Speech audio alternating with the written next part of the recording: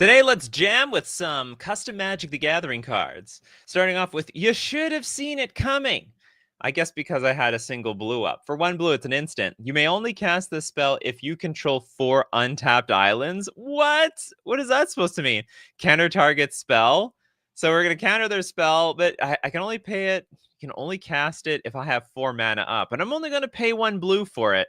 Oh, I get it. Like the blue mage, the player with all the counter magic in the world, has a bunch of mana up, and you're like casting your spell like, can this please resolve? No. You should have seen it coming. This is a huge flavor win. I love it in like all directions. This is gonna be a thumbnail, I think, for today's show. That's how much I love that card. Do you need a 5th land? Well, no, we don't need to, sell the message that much. We have to at least have Cryptic Command of mana up. All right, we're going to start off with continue off with some super chats. In a small tribute for the King of Wednesday. Oh, I don't even have my sound effect. We need sound effects. We need sound effects and music. Can't hear this beautiful music that I have. You can hear me now. Okay, awesome. Okay, so what do we have? Made a small tribute for the King of Wednesdays. What is that supposed to mean? King of Wednesday. Ah, Madra, yes, a legend. A legend around these parts. The great idea. Okay, why is this so big? How do I make this smaller? Why is your templating so much bigger than everyone else's? Okay, Madra, creative Unbound, a red, blue, 2/2 creature. Legendary creature, Human Dreamer. Skip your draw step. What? Is that what Madra is all about? Tap. Head to the latest Rating Custom Magic the Gathering cards show. Choose any feature card in it, and you may conjure that card into your hand. I think that is very memorable for Madra. We all love Madra around here. Hopefully Madra will be back one day. Back to the freebie section. An excellent tribute to Madra. Okay, we have Mild Allergy Wind. It's a 2-mana instant. Regenerate all creatures you don't control, then destroy all creatures you don't control. Huh? What is going on over here? Okay, regenerate all creatures you control, then... Oh, yeah, I guess that works. So you regenerate them, and then you blow everything up. But you have regeneration, so, like, you don't even care. Because remember, when you regenerate, it puts a shield on it.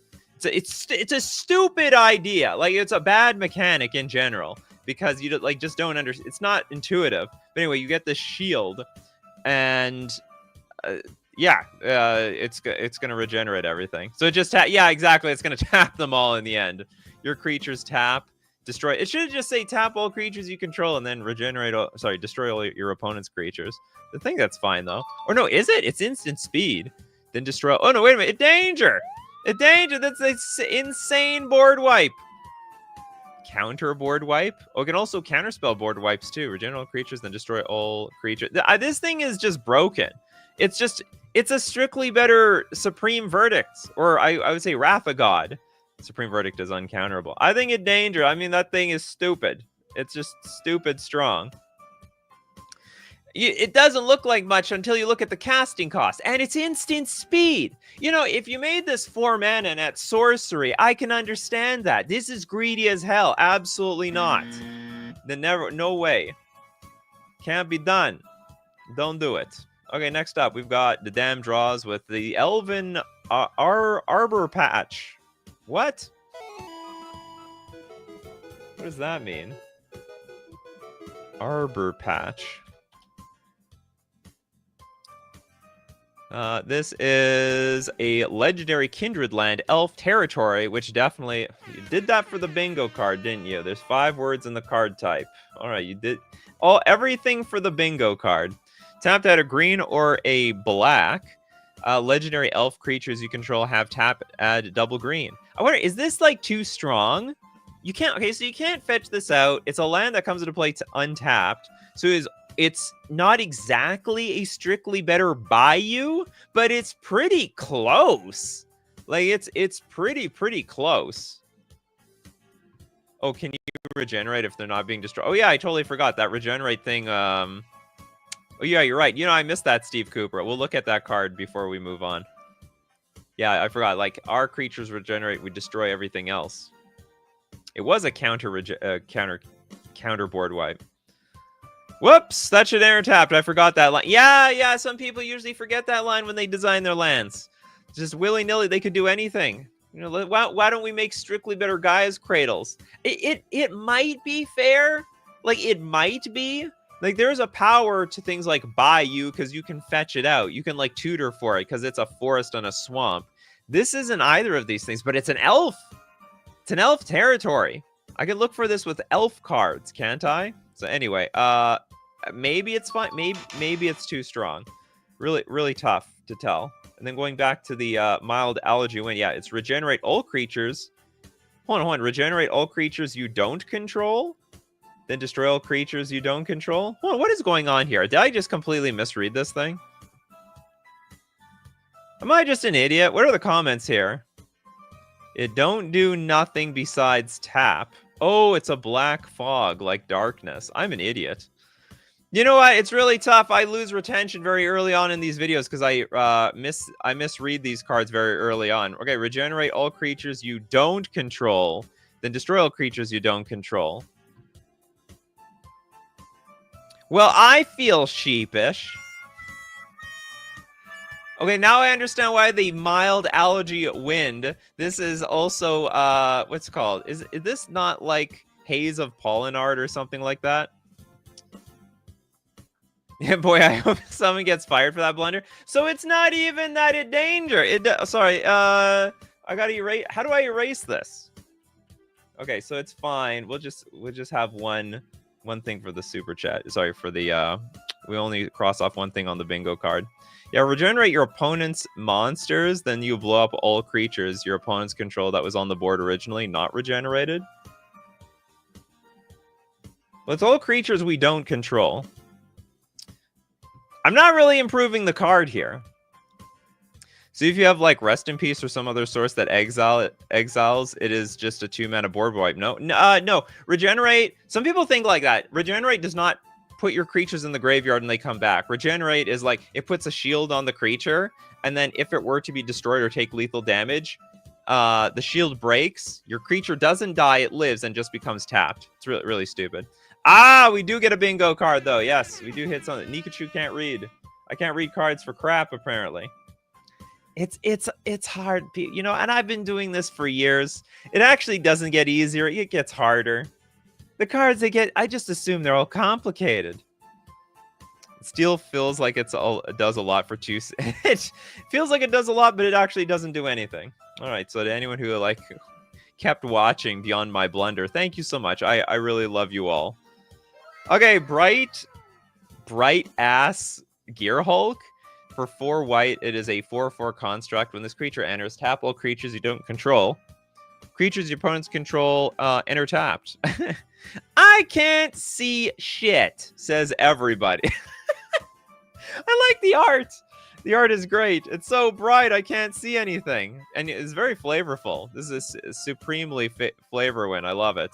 I'm running out of. I'm running out of sound effects. You know what? Okay, we can give that an applause. Perfect card.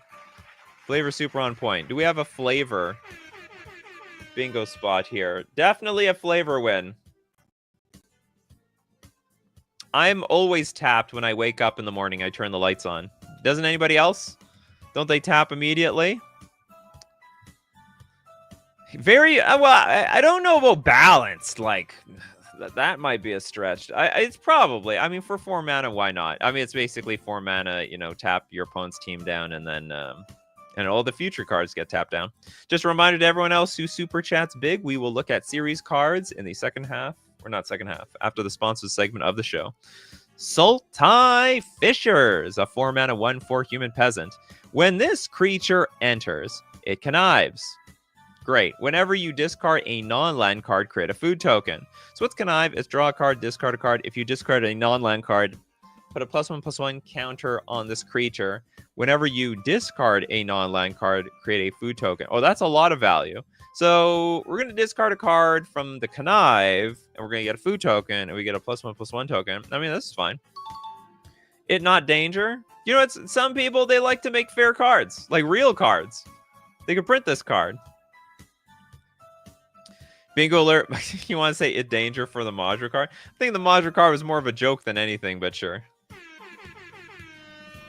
Conjuring cards into existence, like Richard Garfield. Is Dreamer actually a new card type? Like, was that card literally made for the bingo card? Where is it? New creature type? New creature type. All right, we're doing good. Quick on the bingo card. It's probably a common. Looks like a draft card. It's got my seal of approval. Moving on. Bad Dragon. Okay, you can, for bad, we have 3 mana. Destroy target creature. Actually seems innocent enough. But then we've got Dragon for 5 mana. Instant, create a 4/4 red creature token with flying. But it's got Fuse, which means if you can cast both sides at once, you get both halves of the card, which I also think is quite doable. It's literally 2 crappy cards fused into one. I'm not gonna say like there's anything broken about this card whatsoever. We got Dr. Madness in the house. Friendly Gears is the card name. Also, have a great day. You know what? It's not bad. Friendly Gears. Okay, we've got... What is going on? Why is everything so big all of a sudden? This is like the second card that is like oversized. Did I screw this thing up? Oh, and I also need to show the monies. Is this too big? What's going on here? What does it look like when I'm on Reddit? Looks normal. Why is everything suddenly so oversized here? Okay, 3 mana for Friendly Gears. It's an artifact with indestructible and hexproof. Your opponents can't draw. Your opponents cannot draw cards during their draw step. You mean cards, right? Because by cards, it could be like something like, vehicles. Your opponents may play the top card of their library without paying its mana cost. What is going on here? Okay, this is a 3 mana indestructible hexproof card. They can't... Okay, so I'm assuming they can't draw the cards during the draw step, but they can play... Your opponents may play the top card of their library without paying its mana cost. How is this going to work? Like, aren't they going to win? Like, don't they just play their entire deck?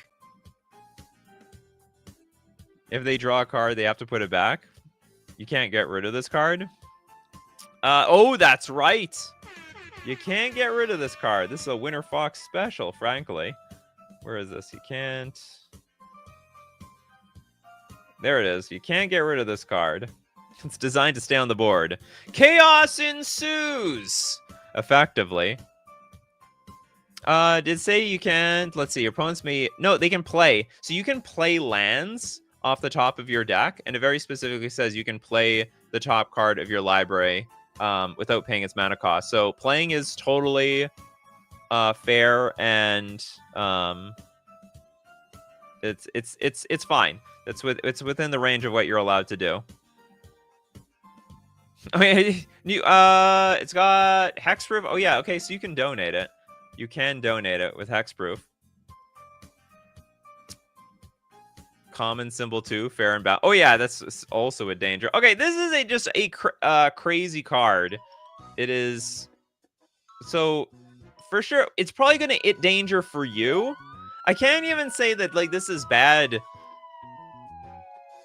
or I can't say, I'm not gonna say this is good for you, because this is just gonna meet your own destruction for the most part. If your opponent like doesn't have like many lands on top of their deck, I mean, you're doomed. Play spell for free. Play spell for free. Play spell for free. I mean, they don't need to draw cards. This is going to be absolute chaos. The only thing that's going to be disastrous is if a bunch of lands are on top of their deck, but they can only play 1 land a turn anyway, until they can't. Doesn't reveal. That's probably, yeah, probably the top card. Even if it... Okay, at the very least, this card should say... Opponents may look at the top card of their library anytime, because otherwise not being able to would completely make this card useless. Yeah, truly a Chaos Ensues card.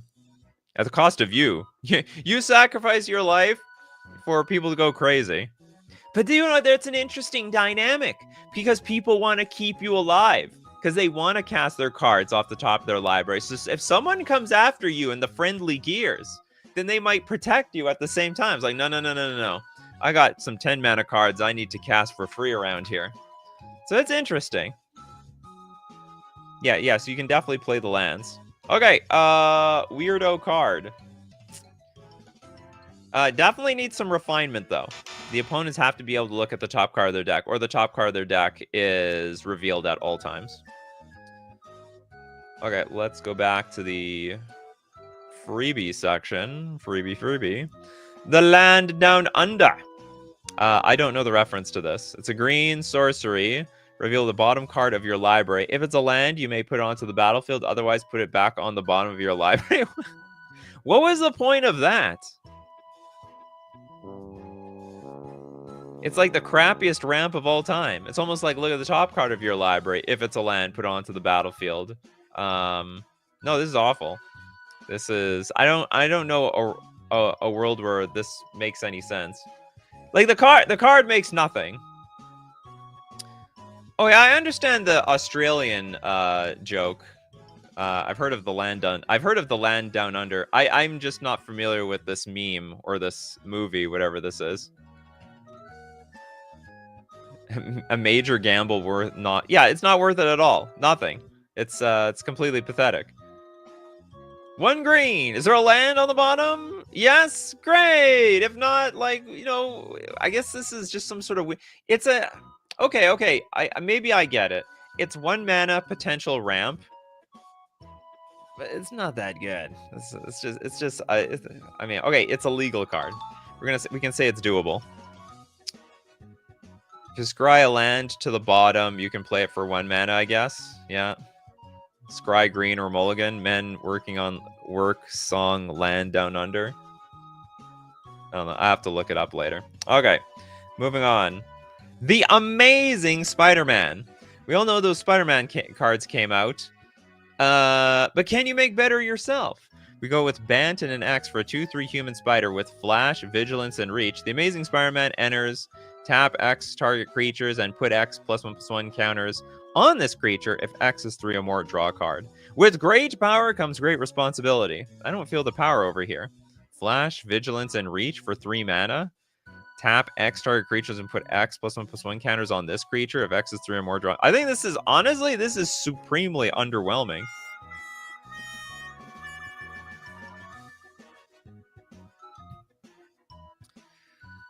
Human spider. That sounds somehow worse than spider human. It's a Spider-Man. Yeah, there's absolutely no Spider-Man here. This is a crappy Spider-Man. This is Spider-Man before it got powers. Anyway, definitely legal. Very, very underpowered. I don't know. Maybe it's more of a flavor win. More flavor win than anything else. Next up, we've got the Wandering City. For this land leaves the battlefield. Sorry, when this land leaves the battlefield, add 1 mana of any color. It's a wastes. Only taps for colorless. Wow, what's with these cards? But not even a basic land. It's worse than a wastes in a lot of ways.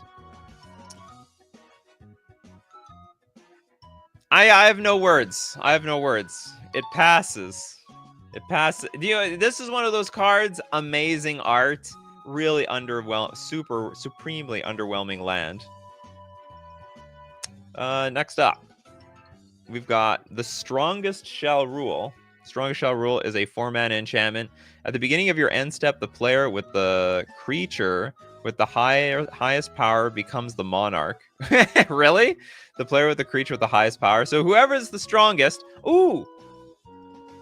It's a Sith Lord, and it's Darth Maul in the background. I have no Star Wars sound effect. Where's my Star Wars sound effect?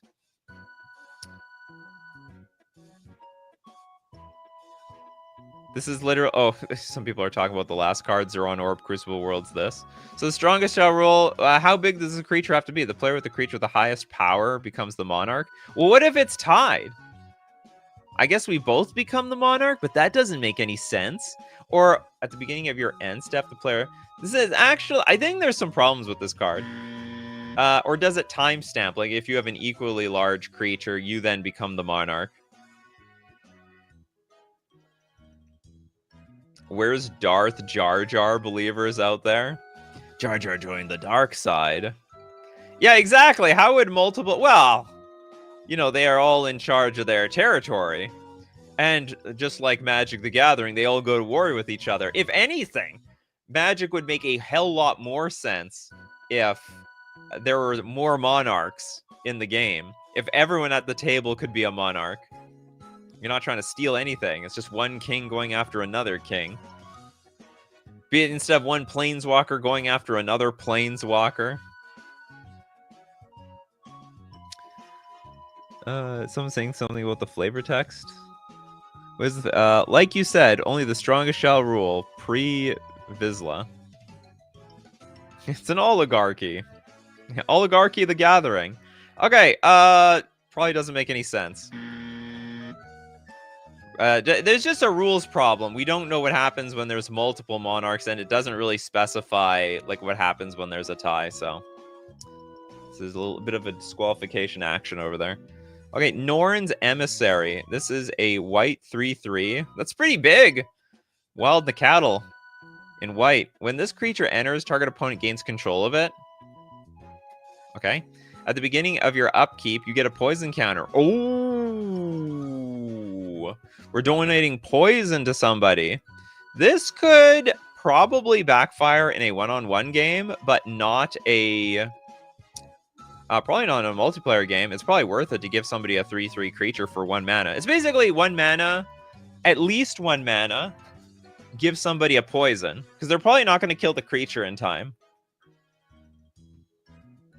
Bingo, previous card does nothing? Oh no, previous card does something. It's just that there's going to be some illegal board states that it doesn't clarify.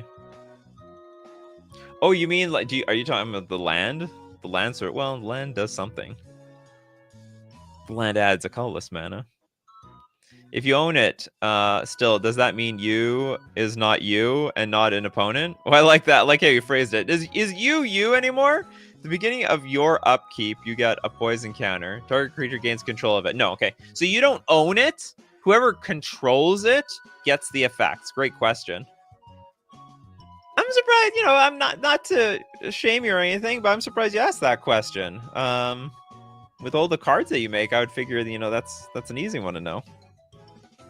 No, again, no shame. No, sorry. I'm not trying to offend you.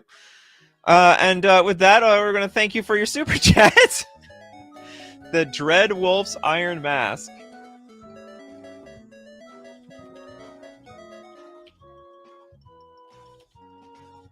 Okay, we got the Dread Wolf's Iron Mask. This is 3 mana. Artifact Shackle. Remember, shackles can be put on like opponent's stuff. Yeah, you own a card, but your opponent controls it. That's the difference. And usually cards always affect the controller, but when they have to go into somebody's hand, somebody's deck, someone's graveyard, it always goes back to the owner. Almost always. Unless you play with them anti-cards, and you go switcheroo it into your pocket. Okay, we've got a Shackle. Shackled creature gains protection from non-artifacts. Shackled creature gains protection from...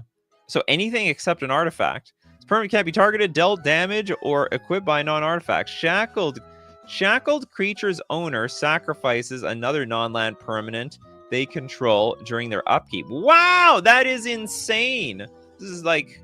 I'm not going to say it's supreme danger, but basically it's 3 mana removal, right? Because you're probably going to want to sacrifice the creature that you shackle with this thing. Like, I'd probably not... Well, obviously... Okay, so early on in the game, I'm probably going to be sacrificing the creature. Later on in the game, I guess I can sacrifice another... I have to sacrifice something else. We have to sacrifice our tokens. Our other did it say artifacts? Another non-land permanent they control. Okay, I can sacrifice other artifacts. Okay, this is a very interesting card.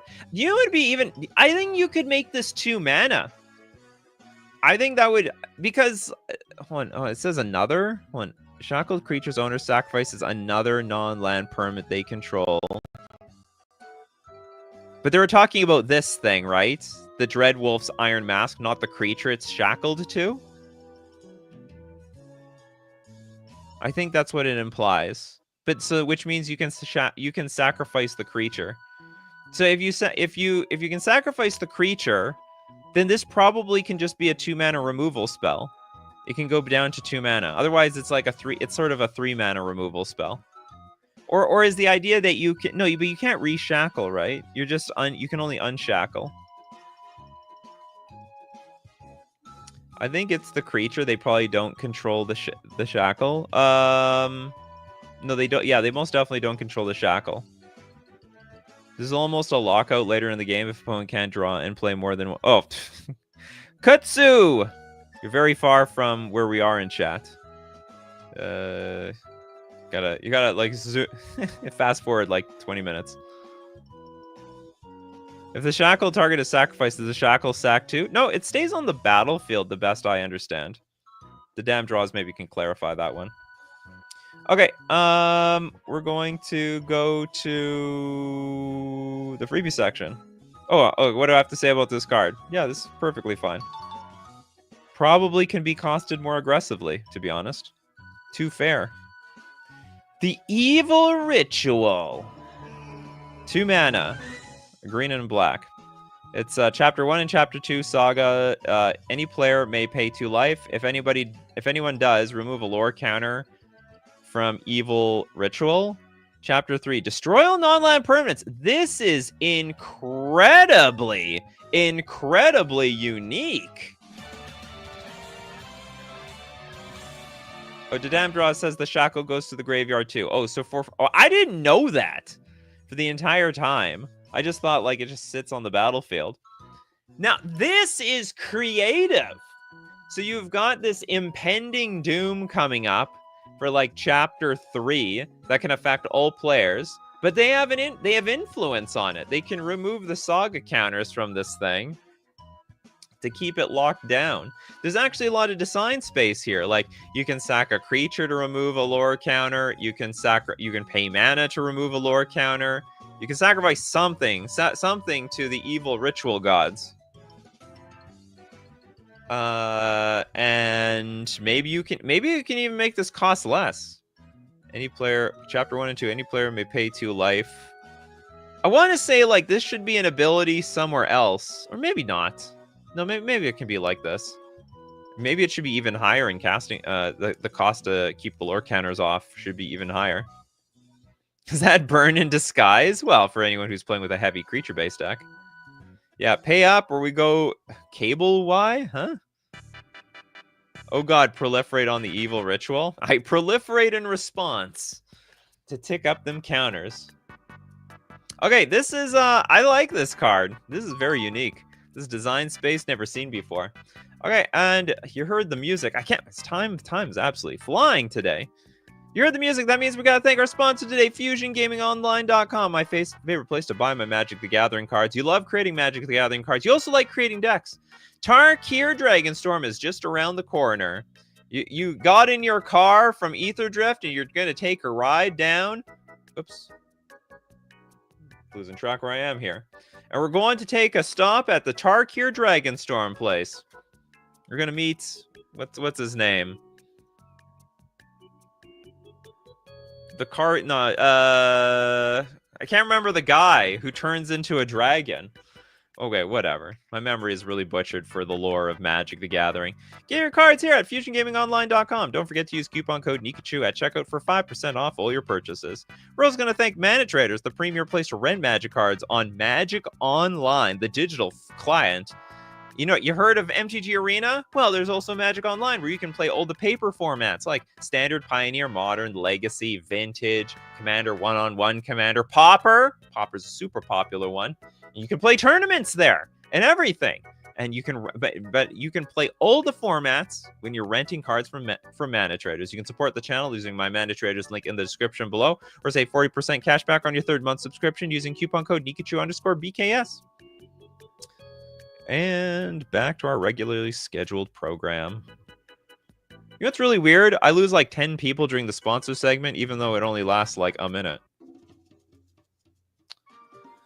Nikachu plus super chats equal profits. Sponsorship music equals Z's. I guess Toilet Duck represents everybody. Sarkin Vol? Oh, is it Sarkin? The name doesn't sound right to me, but I guess you're right. Okay. We have, look at all these super chats. You people are crazy. The crazy number of super chats. All right, but we're going to start. So we're going to, because you guys have big super chats, we're going to go through 2 to 3 of all of your cards, and then we'll loop it around. This is all, you're all just giant super chatters. We're going to start off with Winter Fox. What do you got for us today, Winter Fox? World of Emoleth.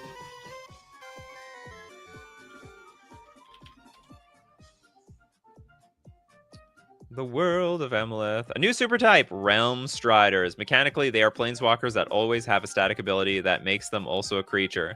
That sounds completely evil. Okay, Emelithian Arcane Missiles. It is a colorless and snow Emolith instant. Emelithian Arcane Missiles deals 3 damage to any target. If the target is an Eldrazi, Phyrexian, or a Planeswalker, the Emelithian Arcane Missiles deals 6 damage deals 6 damage instead. So, what's interesting is Winter Fox has decided that the Eldrazies, the Phyrexian, and the Planeswalkers, they are like the evil axis of this winter plane of some sort. Dimitri says, I stick through the ads mostly because I love listening to the sheer amount of BS you have to say each time. I gotta switch up that BS once in a while, you know? Even for my own sanity's sake. Bingo alert, that's so specific. You're right. Whoops, that it is so incredibly specific. Specifically hating on them Eldrazi's and the Phyrexians and the Planeswalkers. The axis of evil aliens and Planeswalkers. Not all aliens are Planeswalkers. All right, we got the Knight Commander, Irisine. Double colorless, double snow, 2 generic. For a 5 loyalty, Realm Strider. That's got to be a new, like, subtype, right? That's got to be a new subtype. Oh, I got to move this over. New non-creature subtype. Yep. Sure, some people are going bingo alert here. +1, shuffle up to 2 cards from your hand into your library. For each card you shuffle this way, add snow or colorless and lose 2 life. That is terrible! That is so bad! Oh, God, please, no! Why do we want to do that?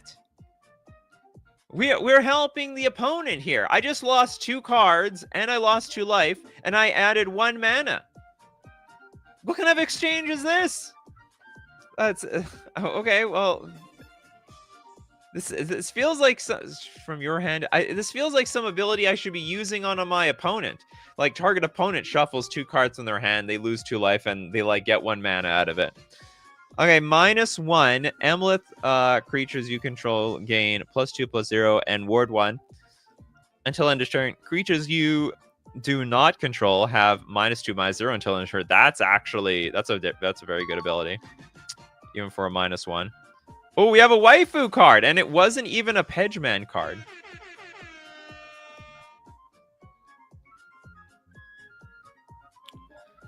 Two mana for each card shuffled, add 1 snow or colorless. That exchange is still awful. It'd be better if it was like, I don't know, you lose 1 card. You turn each card into like a ritual. Like a mini ritual. I can get behind that. Losing to exchanging a card for a mana. I don't know about that. Okay, how about this? Shuffle up to just shuffle 1 card. And you get 1 mana and you lose 2 life or something you get 2 mana. You get 2 mana. Okay, and then we have got Knight Commander Irisine is also treated as a legendary human knight creature with a power and toughness of 4/4 and has ward 2. That's great. So it's basically sort of like what's its face? Gideon. Except it's always Gideon. It's always a planeswalker, always a creature at the same time. 1 card, 1 mana, lose 2 life, 2 cards, 2 mana. Lose 4. Oh my god, it's worse than I thought. This is gonna be a death sentence for your hand and for your life total. How many cards out there you spend 2 cards for life to get 2 mana? You could choose to shuffle none. Yeah, you can choose to. Oh yeah, that's true. So we just go +1, get nothing. That's the best. That's actually the best line, Brian. I didn't even think about that line. Yeah, we can just go +1, do nothing. That's probably the best use of the +1. Exchanging a card for mana is bad. My brother in Christ, Simian Spirit Guide is banned. No, but you can do that at instant speed. This is sorcery speed Simian Spirit Guide on like turn 7. And you lose life for it. There's no way there's no way I'm gonna be convinced that that is like really good. There's no way a Planeswalker ability is gonna be that good. Do nothing, you get the 1 loyalty. Yeah, that's right, you do get the 1 loyalty counter. 100% that passes. 100%. We have a lot of Planeswalkers here. Okay, the Knight Inquisitor Valmond. This is double colorless, double white. Double colorless, double snow, 5 generic for a 5 loyalty Valmond soul. This is +1 colorless snow tap. We have a Planeswalker that taps. Remove 1 loyalty counter from target Planeswalker. If you do, place 2 +0/+1 counters on this card, and then you lose 1 life. Oh, so we can take the loyalty off something else. Then -10. That is so expensive. Destroy target Planeswalker or creature, then deal X damage to all other players, where X is that target's mana value. Yeah, I can get behind that. Knight Inquisitor Valmond is also treated as a legendary human knight creature with power and toughness 5/8 and has double strike. This card actually makes a whole lot of sense to me. This one's good. It is not all the ability. I mean, this ultimate is probably a little bit more expensive than it should be, but it's okay. How does this ability work? It's like you go +1 and you gain the ability to pay mana and tap it. Can those be attacked? Absolutely. If I recall correctly, Planeswalkers that are creatures/equipment can't be a target of attacks. Oh, maybe you're right. You could be right about that, Pedgeman. Because I don't remember being able to attack, like, plant tokens. So that might make the Knight Inquisitor Valmond even stronger. Interesting. Okay, I'm going to look at the rest of your series. Winter Fox, we're going to move on to Brian Freet. Thank you very much for your super chat. Okay, the Cassius Chronicles. Just a reminder, I will get to everybody's cards today. I will get to them. I've been accused of cheating people out of their cards in the comments section, but everyone who joins the show, they know that I go through all the cards. We're going to get through everything. Is there a new super type? I put new non-creature subtype. Unless that was wrong. There is no super type thing here. I'm just going to cross that off for the subtype. Even though I guess technically it was a super type. Cassius, Master of the Dirge. 5 mana, 3/4 Vampire Bard. Flying. When Cassius enters or attacks, create a blood token. Are you trying to steal Pedgeman's thunder around here? I thought Pedgeman was the vampire. The king of the vampires. Okay, we have when Cassius deals combat damage to a player, you may sacrifice a blood token. If you do, search your library for a card and reveal it, put it into your hand, shuffle, then target player mills X cards, where X is the revealed card's mana value. When it enters or attacks for a blood token, but when it deals combat damage to a player. So basically you get to tutor upon damage? Like every single turn? Interesting. Is that broken? Probably not. I think there's a lot of cards out there that are... like if it's on the battlefield, you get to tutor. So I think I can get behind this, especially since you have to attack, you still have to deal damage. You know, there's a lot of work to do with this card. I like it a lot. The Dimir Vampires, underrated, undervalued. Cassius Cemetery, it's a land that enters tapped. That means it's going to be broken. I know it. It's tapped in advance. Okay, Cassius enters tapped. Tap, add a blue or black to your mana pool. 3 mana tap. Each player creates a blood token, then mills 2 cards. Wow! It's actually very fair. You know what? You know what you could also do with this card, maybe? Cassius Cemetery. I bet... Here, I have an idea for you. Cassius Cemetery enters the battlefield untapped if you control a vampire. How about that? How about that, chat? Is that like a great idea? So, like, you can't play this on the earlier turns of the game because you got no vampire out. But in the later turns of the game, like, you know, when you got to, like, cast your Master of the Dirge, you'll have this available. Yeah, it's actually not that broken. It's so not broken, I want to give it some, like, room to be untapped. Should read the message attached to the post. Wait, what was... I've lost it. I've lost the post. I'm looking for it. There we go. So you get Demir. Also, there is a message attached to the... Oh, I thought it was attached to the super chat. Whoops. Ah. Let's get back here. Okay. Much like last week, once again, please select a color combination you want to see me build. Oh, I see. And they also should read the flavor text. It's fun. Try and notice. I can't read everybody's flavor text. You have short ones, so I will do it. We eternally dance. Ever merrily we prance. We got them rhyming, huh? My estate, a land of death, where title is meaningless. Status bereft. Okay, here's your color combination. Blue and colorless. That's the color combination you got to work with. Organ of the Damned. This is a 4-mana artifact. When a non-token creature dies, put a soul counter on Organ of the Damned. Blue, remove X soul counters from Organ of the Damned. Counter target spell of mana value X or less. So we get counters when non-token creature dies, and we have the ability to counter cards with it. Double black, remove X soul counters. Destroy target creature with mana value X or less. Super fair. Probably a frustrating card to play against, because you just have like this built to destroy people's counterspell on the battlefield. And of course the flavor text. How deliciously violent the display. My guests, you may forever stay. Cassius. It's like a nursery rhyme. We all got to read we all have to read the Cassius Master of the Dirge nursery rhyme. I'm going to read my kids to bed with this story. Blue colorless sounds like Eldrazi fishing season. Yeah, maybe. It's possible. Okay, next up.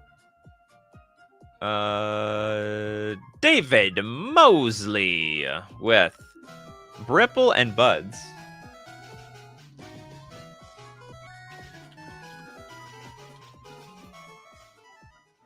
Bripple and Buds. We're going to start off with the Vanishing Act. Where did they go? Where did Bilbo go? Okay, it's a 5-mana instant lesson. Return all tokens to their owner's hands. We're anti-token, are we? If 50 or more tokens are returned this way, you win the game? What? Okay, and then one moment they were here, the next moment only the wind remained. Oh wow, you snuck in regular text as flavor text. Well, what am I gonna say? There's no way this card's broken. I mean, if your opponents, it's funny. It would create a completely different dynamic in the game if this existed, because token players now have to reach a limit. They also have to count how many tokens are on the battlefield, because if they see someone has like 10 tokens, they know they can't go over 50, because if they go over 50, they risk losing. Risk losing to the Vanishing Act. Very cool idea. The Unstoppable Force Ballista. We need unstoppable ballistas around here. 7 mana 5/5 construct vehicle. Haste, trample, vigilance, indestructible. Yeah, basically everything, right? Now, Unstoppable Force Ballista can't be blocked and must attack if possible. When Unstoppable Force Ballista attacks, put a +1/+1 counter on it. And then for 4 mana, tap remove all +1/+1 counters from Unstoppable Force Ballista. It deals 1 damage to any target for each counter removed this way. Deals 1 damage. Okay, so whenever it attacks, you get the counter. So it's not accumulating counters all that fast. You do have to crew it, which feels weird. It doesn't even look like something that you crew, but I guess it's like a mecha. What is the point of trample? Well, so that if you block it, you still deal damage. Must attack, but it requires crew. I think the idea... yeah, it's a little bit of a contradiction. I guess the idea is if you crew it, you have to attack. But that's a little bit weird, isn't it? You know, it's there for flavor. It's there for flavor. All right, it's 7 mana. So I'm not going to say it's, like, broken. It's an artifact. Oh, sorry, no, it's an indestructible. So we can still exile this. You can detain it. That's what you can do to it. It has trample, but can't be blocked. Oh, so it has 2 contradictions. Oh yeah, I forgot about that. Cannot be blocked and must attack if possible. But it has trample. Okay, so... yeah, when would the trample ever matter? I'm trying to think a scenario where you'd lose one ability but not the other. In the future, in the year 2040, we're going to have creatures that can block unblockable creatures. Maybe. It's like creatures that can't be blocked can't have that ability or some crap like that. Yeah, we have 2 redundant abilities attached to it. Yeah, ram through synergy. Yeah, extra unblockable. Okay, well. Yeah, some redundant text on here, but I mean, I don't see anything wrong with it. Then we got the Viper's Hand. It's a 4 mana 3/3 Snake Assassin. First strike, Death Touch. Planeswalker. It's got Planeswalker Death Touch. I believe that is not being made up, right? There's at least one Planeswalker. Oh, no, there's Planeswalker Trample, but not Planeswalker Death Touch. Any amount of damage dealt to a Planeswalker destroys it.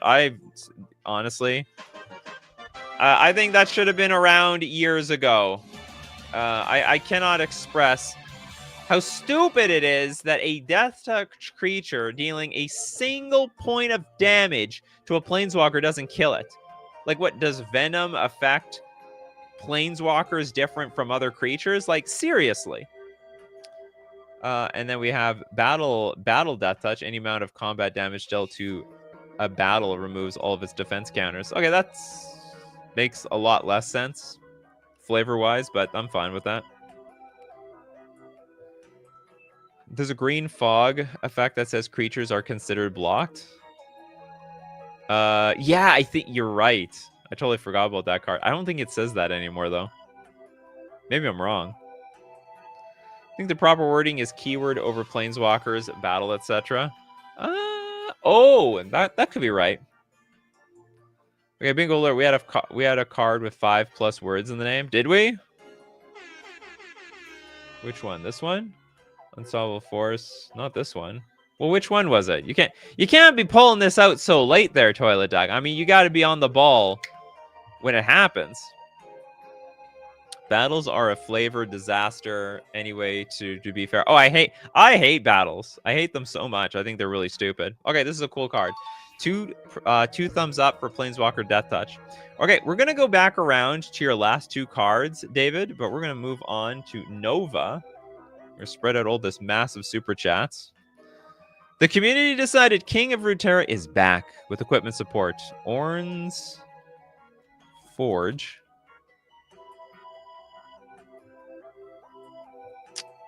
Orn's Forge, 3 mana landmark enchantment. When Orn's Forge enters and at the beginning of your upkeep forge. You know what? This thing is worded properly, but I don't even like the new templating of Magic cards. This enters thing screws with my brain. I assume it's like enters the battlefield. No, when it enters and at the beginning of your upkeep forge. I think you've written it relatively properly. Bingo alert for Cassius, Master of the Dirge. All right, you got it. Cassius, 5+ words in the name. Got him. Some people are playing bingo today. And there's Forge is target equipment gets equipped creature has +1/+1. Target equipment gets equipped. Very strange ability attached to it. That is super fair. In fact, I think it's too fair. So it enters the battlefield. Oh no, but okay. So it's perpetually giving an equipped creature. It's making it bigger and bigger and bigger each turn. But that is like really not that impressive. Anyway, so it's a totally fair card. I don't have much to say about it. Weaponsmith Apprentice. It's a green 1/2 Freldorian Human Artificer. Now, whenever an equipment becomes attached to a creature or planeswalker you control for the first time, forge that equipment. Target equipment gets equipped creature that's +1/+1. It stacks? Oh, so if I get it. So like if we have multiples, if we have multiples of the Orange Forge, then like the creatures like exponentially get bigger, and I wouldn't say exponentially, they incrementally get bigger and bigger. You can have like 2 of them out at the same time. And then lastly, we got the Bellows Breath, the 5 mana sorcery. Forge. So we get that +1/+1 counter. Then when Bellows Breath deals 1 damage to all creatures and planeswalkers, repeat this once. You don't have to say that at the end. You just say Forge, then it deals 1 damage to all creatures and planeswalkers. That's it. They got the idea. Everyone got smacked for like 1 little damage. Holo loves the idea of Forge. It's a simple keyword, but you know what? It can be effective. Maybe you know where I think this would really shine is on like a lot of creatures like this, like Weaponsmith Apprentice, where you have many small creatures that basically forge over and over and over and over again, that like help you keep stacking these things up. Like this enchantment probably was better off as a creature, because I could totally see that working really well.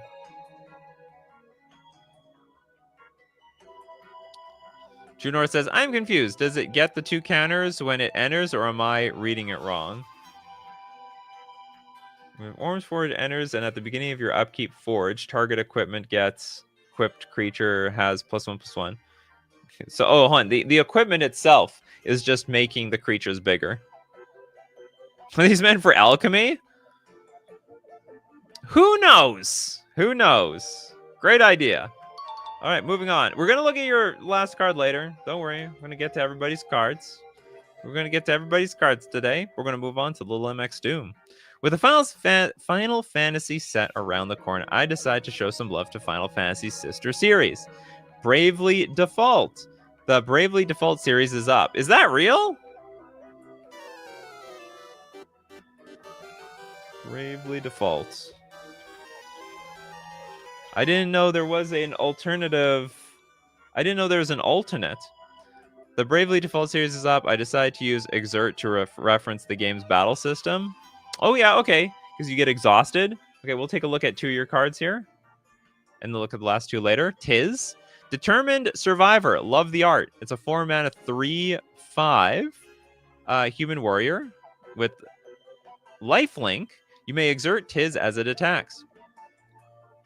When you do, you may return target equipment, aura, or fortification card from your graveyard to your hand. How many fortification cards are there to also get?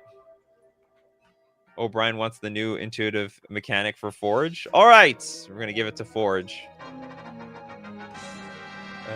New intuitive mechanic. You hear that, Nova? You won the new intuitive mechanic award. Take a standing ovation. Okay, you may exert it, and if you do, you return target equipment, aura, or fortification card from your graveyard to your hand. Whenever you cast a spell, if mana from a equipped, enchanted, or fortified permanent was spent to cast it, draw a card and create a 1/1 white human creature token. I love drawing cards.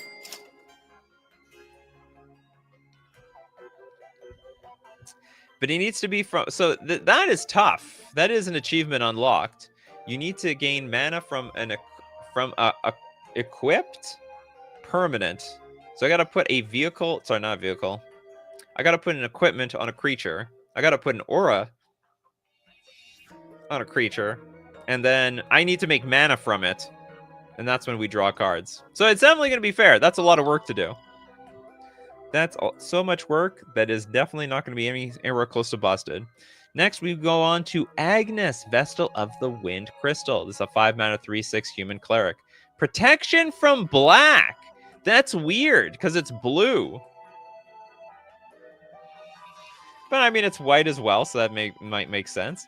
You may exert Agnes as it attacks. If you do, you draw a card and you gain 1 life for each creature you control. That's pretty nice. Whenever you gain life, Up to 4 target creatures you control get +1/+1 until end of turn. Then if you gain 5 or more life, draw a card. This is insane. This is amazing. I would exert it all the time. So if you exert, you draw 2 cards? Isn't this nuts? So it's pro black, pretty big creature. You attack, exert, you draw a card, you gain a life for each creature you control, and very likely, if you gain life, up to 4 target creatures get bigger than if I gain 5 or more life, which I probably do if I have that many creatures on the battlefield. I gain another card. So I'm drawing 2 extra cards from this, gaining a boatload of life, and I buff my team. I'm assuming, I hope that this is fair. Otherwise, this is a very, very strong card. This is definitely above average. This is like one of those cards, it'd be a strong real card. Does last ability trigger for each life gained? If you gain 5, if you had 5 separate instances of life gain or just one instance of 5 life gain, then it would trigger. To be fair, 2 cards every turn, every 2 turns is just okay. Maybe you're right. Maybe you're right, Kano. That's why I'm not saying it's broken. I'm just saying it's good. Okay, I like the design of this card either way. It's a pretty cool design. Okay, moving on. Let's go to Trent Sims with a noun. Unown.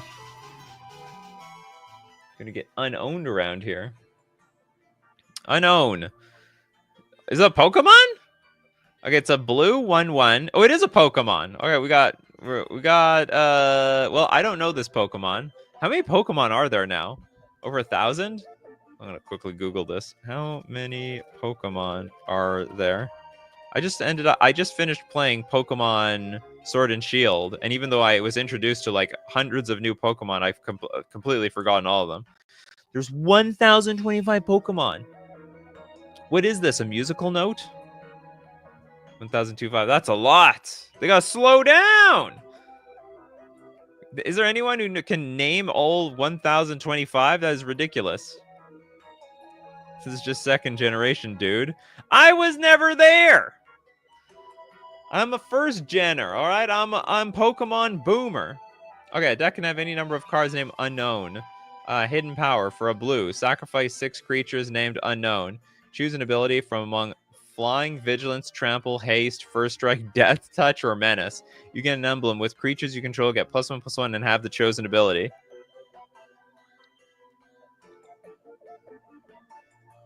So basically, you're sacking everything and giving like one creature this ability. It seems like a lot for very little.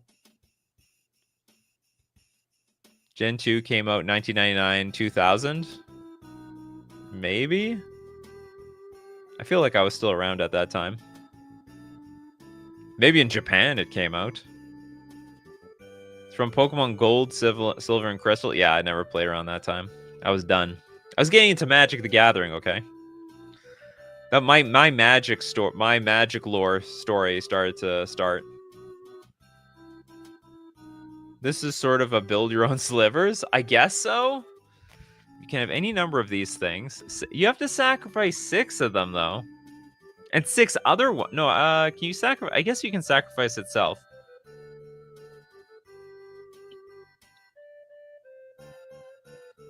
Just for an emblem. Do we get indestructible? Flying, Vigilance, Trample, Haste. None of the broken ones. Okay. I have to say this is fine. It's a funny card. It's a funny card. People would play this card. Brock's Vulpix. Now, that is a Pokemon I recognize. It's 5 mana for a 1/1 Pokemon Fox. Double Strike, Vigilance, Trample, Menace, and Lifelink. No way! For that little thing? I guess it's Brock's Vulpix. Brock's Vulpix is like so much more indestructible. Yeah, Brock has eyes? Was that? Yeah, this AI generator screwed up big time. Brock doesn't have... Brock can't see, as far as we're concerned. Okay, anyway, it also has Evolve, which sort of makes sense. So Vulpix turns into Ninetales, I believe. Dangerous things can come in very small packages, says Brock. Double Strike, Vigilance, Trample, Menace, and Lifelink. Does Vulpix gain life? Does it have any move that, like, regenerates it? I don't remember that. But I never played with Vulpix. You know, I was more of a... I liked Sandshrew. That was more my speed. That's what I liked. Okay, so the real question is this busted for 5 mana? Like, lore aside, I think the lore is Bubkiss. Makes no sense to me. Double Strike, Vigilance. Does it deserve trample? Is this a trampling thing? I guess maybe because of the fire. Menace and Lifelink. I don't think Brock is talking about Pokemon in that flavor text. What is he talking about then, Dadam Draws? What he's talking about? There's a form of unknown for each English alphabet. Letter plus... Oh, yeah. Okay. Some Pokemon lore that I don't know.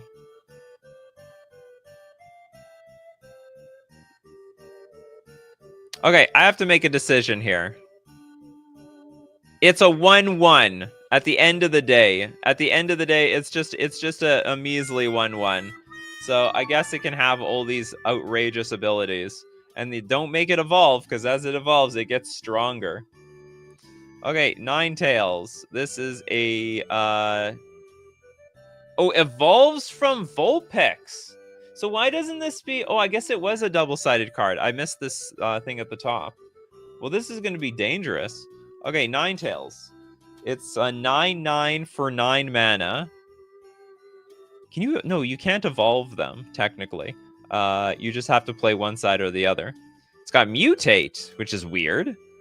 Okay, if you cast the spell for its Mutate cost, put it over and under target non-human creature you own. The Mutate... They mutate into the creature on top, plus all the abilities underneath it. Okay, this is fine. This is a huge flavor fail, though. I don't remember Ninetales mutating with humans. Does anyone remember that from the Pokemon movie?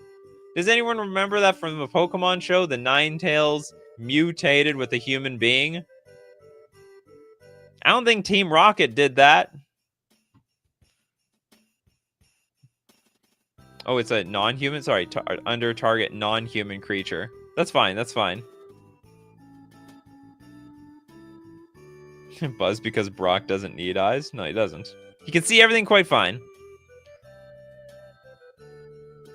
Someone explain mutate to me. Or, like, not explain mutate. I know what mutate is. Just in the form of Ninetales. Mutate makes more sense in Digimon, where they combine. Like Transformers. Okay. Okay, perfectly legal card, though. Perfectly legal card. Okay, I'll look at the last 2 of your cards a little bit later. Trent Sims. We're going to move on to 4 Paths of Life with the Interstellar Explorers.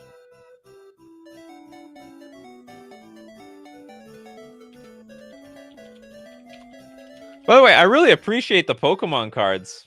I might be getting back into Pokemon. Not the TCG, but the video games. I've missed out on, like, a ton of the lore. I don't think I can remember all the Pokemon, though. I just don't have the brain for it anymore. Okay, we're gonna start off with the hold on, which one was this? I better look at the... It's part 8, the final part. All right, this is the final part. The Dense Nebula is a land tapped at a green or a black. If you control a vehicle, add 1 mana of any color instead. If you control... What? Where's the downside? Where is the downside? It's just a strictly better, like, almost land of everything except a bayou. Tap target untapped crude vehicle it explores. If Dense Nebula was added to the hand while exploring, place it on the battlefield tap. This is maybe I'm not gonna say it's broken, but it's too strong if it doesn't come into comes into the battlefield tapped. It's like was it Blooming Marsh? I think it is. So it's like a strictly better Blooming Marsh. If it came into the battlefield tapped, that would make a whole lot of sense. Like just normally, if played from hand. If you want to, yeah, that's about it. This is just a really, really, really good card. It's like everything Blooming Marsh is, plus a lot more. Because you can add any mana if you have a vehicle. You can explore your vehicles, for crying out loud. So this is a little too strong. These lands have to come into the battlefield tapped. Next, we got Mew, Chief of Tact Knave. This is a 4-mana 3/4 fleet pilot. Whenever Mew, Chief of Tact Knave explores, put a level counter on it. Level up, create a map token. Activate only once a turn. This is a great idea that you came up last week with, having level up counters, but you actually get a bonus for doing it. Then Mew, Chief of Tact Knave crews as though its power is 1 greater, but can only crew 1 vehicle a turn. If it does, the vehicle it crews has protection from black by opponents and gains creatures blocking or blocked by this creature gain -X/-X, where X is the number of level counters on it. Just out of curiosity, what is the purpose of this creature can only crew 1 vehicle a turn? Like, isn't that like basically a given? You tap your creature, it crews, right? Right? Am I missing something here? Like, and let's say you untap. Let's say in the magical universe you untap your creature in order to crew another thing. Isn't that fair? Like, isn't that worth it?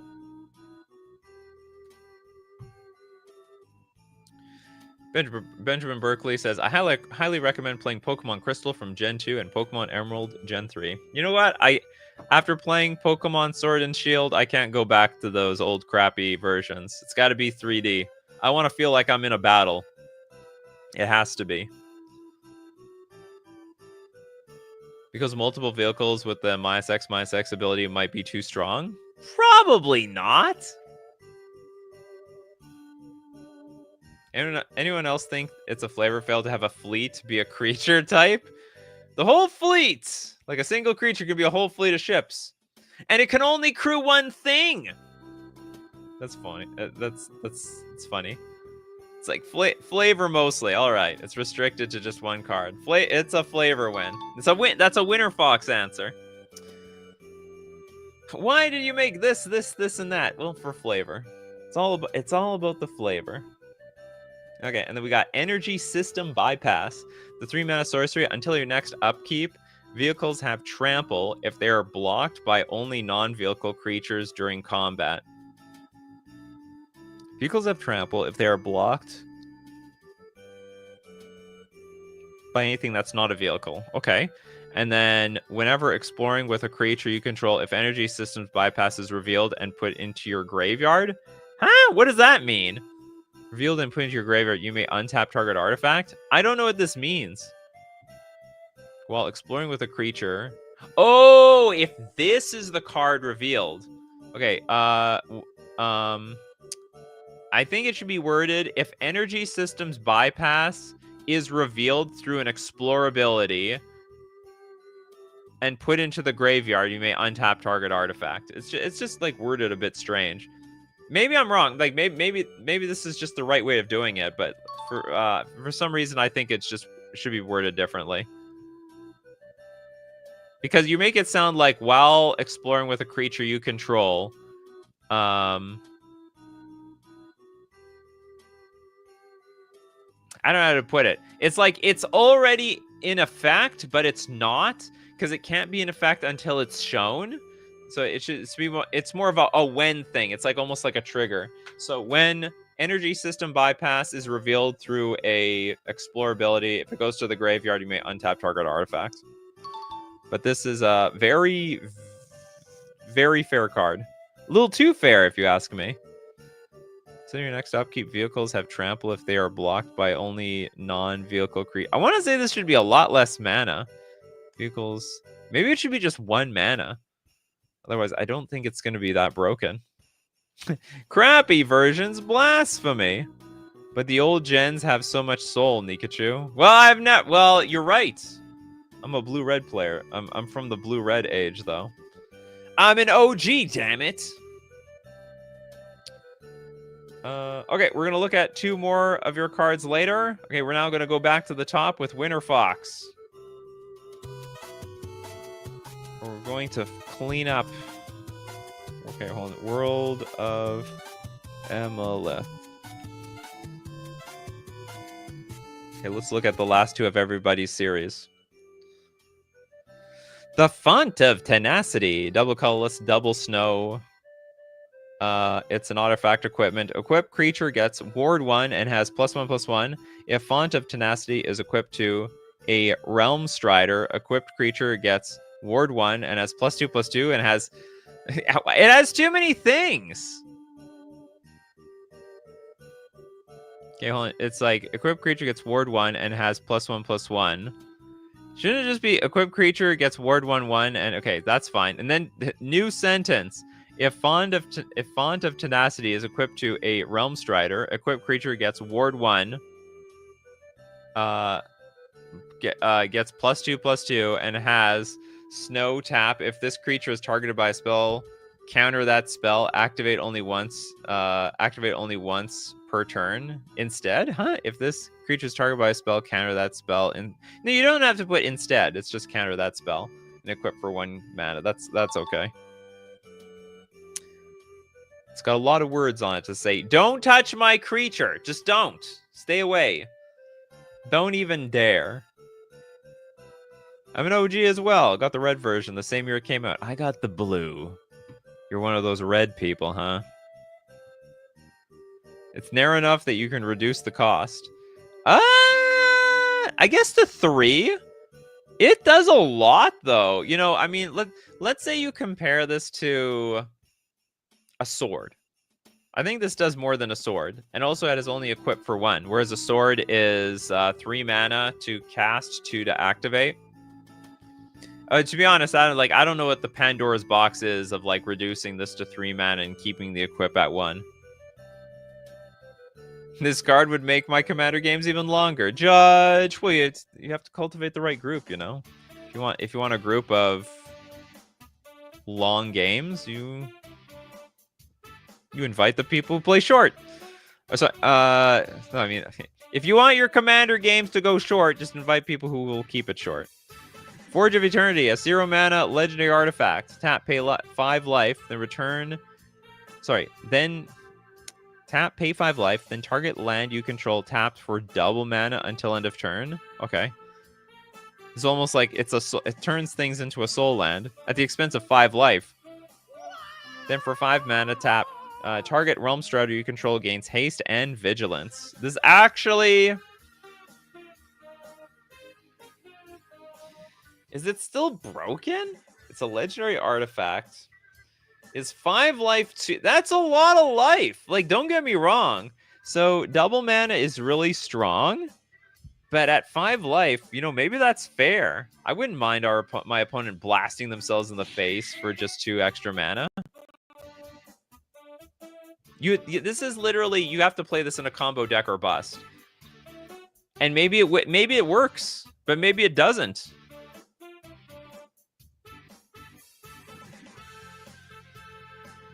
Who knows how so many peoples you can pick how games are going to go. The first ability is kind of insane. Like, maybe not, like, okay, like, if I'm playing 20 life magic and you reduce your life total by an entire 25%, you might die to your own thing. If you just activate this once, it might be your last time. Not to mention, if you attack your opponent really quickly and get their life total down to 5, then they can't activate this anymore.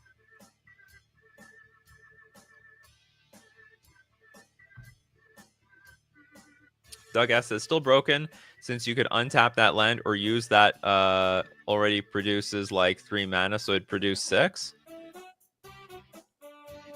You might have something going on there. Oh, maybe play this in Amulet? No, that won't work. I was thinking of some of the crew lands. Some lands already tap for quite a bit of mana, right? Like for 2 or 3. Play with Lotus Field. I guess if lucky, you can get a turn 1 Karn or something. Maybe.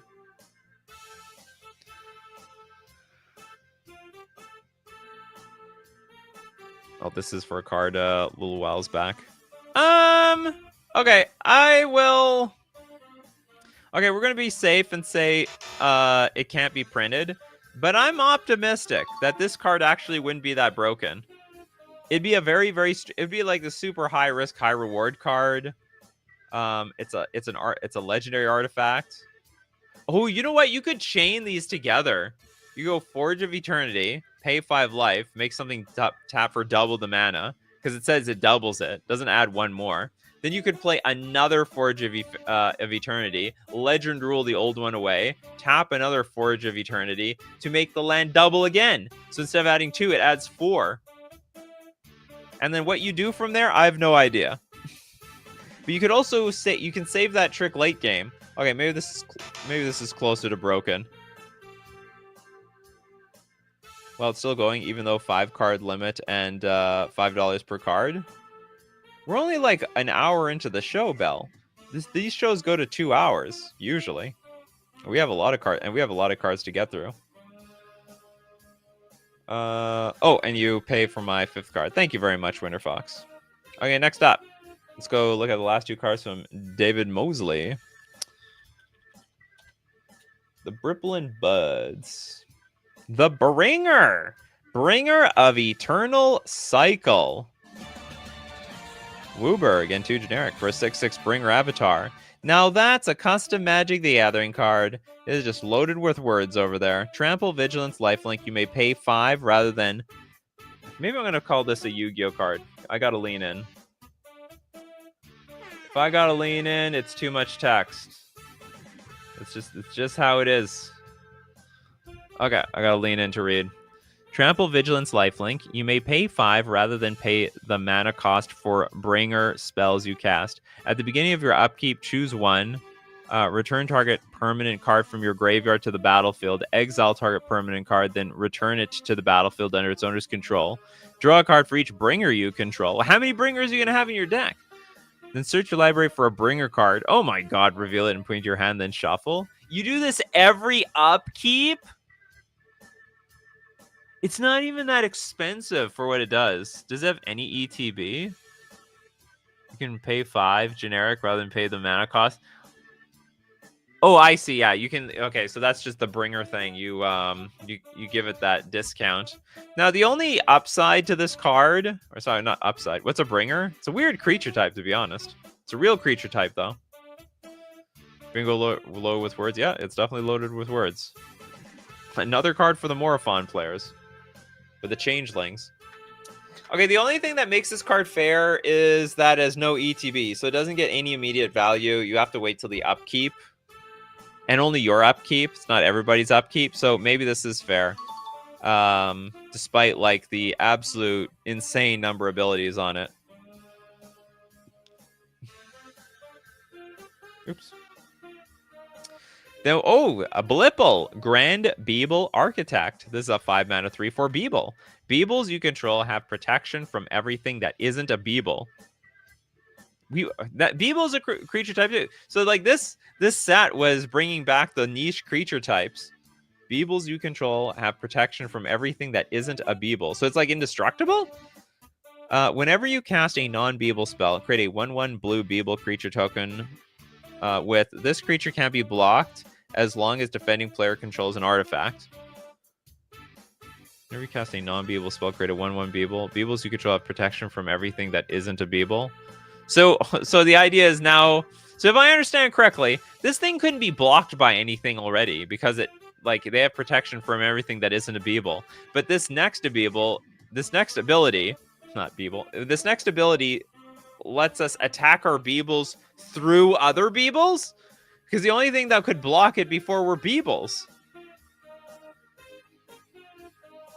And then lastly, we have for 2 mana tap. Choose another Beeble you control. Create a token that's a copy of it. You know what? I'd be very interested to see how this card plays out. I'd be very, very interested to see how this card plays out. Very cool idea. Next up, we go finish off the series with Nova with Ornn, Master of the Forge.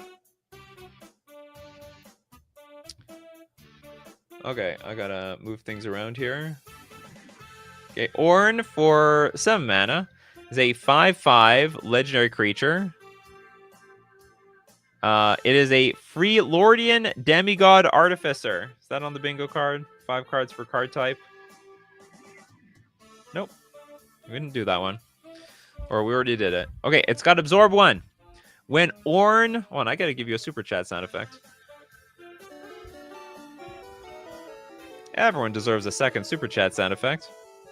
Yeah, it's another Yu-Gi-Oh card. Quadizzle says, these cards are fake. You don't say, Quadizzle. You come into the Custom Magic the Gathering card stream and announce that all the cards are fake. Someone should show up to the AI-generated streams and announce, these are all fake cards. Oh, and Benjamin says, Nikachu, if you don't want to play any of the early Pokemon games, maybe give Pokemon Let's Go Pikachu. It's a remake of Pokemon Yellow for the Switch. Okay, that's a good idea. Maybe I'll look into that. Thanks so much. Okay, Absorb 1.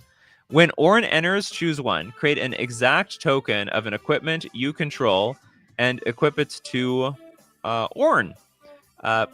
Or you can also put an equipment onto the battlefield under your control, then equip it to Ornn. When Ornn attacks, Forge. Target equipment gets equipped creature has +1/+1. So we're going to double that on the equipment.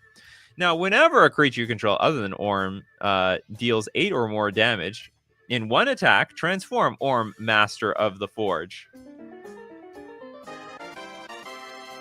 into Ornn, the Fire Below the Mountain. This is a 6/6 Freelordian Demigod Artificer with Absorb 1. When Ornn transforms, choose 1. Create an exact token of an equipment you control and equip it to Ornn. Put an equipment onto the battlefield under your control, then equip it to Ornn. When Ornn attacks, Forge. So here's my feedback. I don't think it's broken, but it's wordy as hell. This is too many words. And the text is so tiny as a result of it. But it's not really that crazy, especially for the casting cost. I mean, you're like, the forge mechanic is super fair. Making tokens of your equipment is super fair. There's more. You have another one?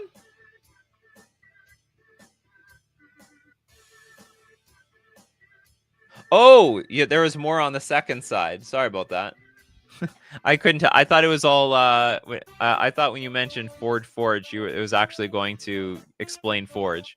Okay, when it attacks Forge, then create a tapped and attacking Spirit of the Ram token creature with Trample and Decayed with the same power and toughness as Ornn. Okay, we've read the whole thing. I still think there's too many words.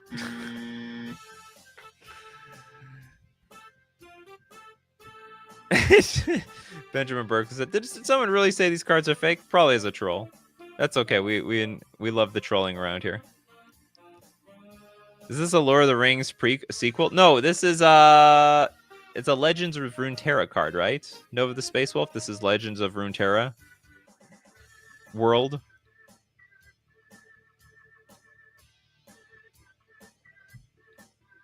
Oh, I love this. Yeah. They are real in my heart. It's still real to me, damn it. Enter that like wrestling, that fake wrestling meme. Yeah, the Legends of Runeterra. I only know through you, Nova the Space Wolf. This card has more words than some fanfics I've read. Wow. Wow. Anyway, this is a less is more lesson. That's all I'm gonna say. It's a less is more lesson. Okay, we're gonna move on to little, and it might have been more for flavor. I understand, but it's very, very hard to read those cards. Little MX Doom with Final Fantasy set around the corner. I decided to show some love to the Final Fantasy series. Yes. Okay, so let's take a look at the second half of your series. Bravely Default series.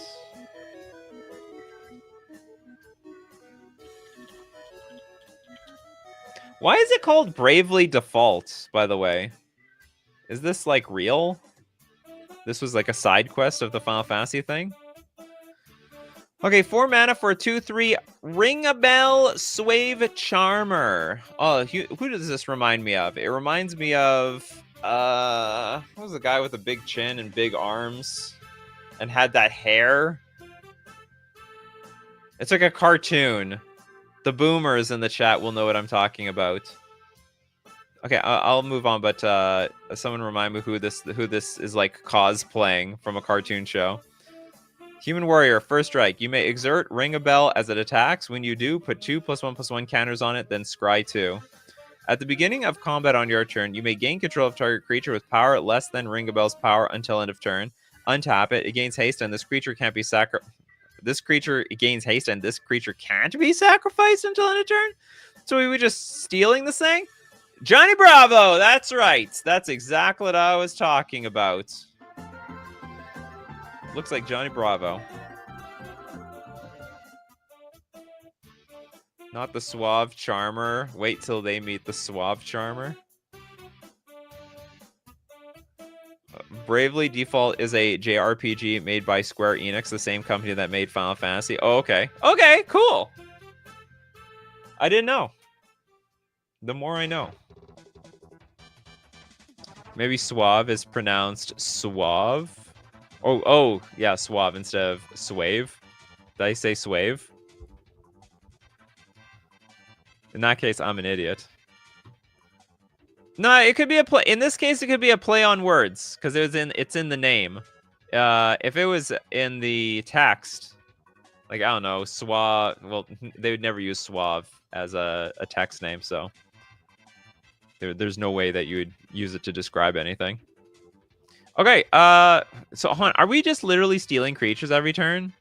Attacks when you do put 2+1/+1 counters on it, scry 2. So it's already a pretty big creature. At the beginning of combat on your turn, you may gain control of target creature with power less than Ring a Bell's power until end of turn. Untap it, it gains haste. It's probably broken.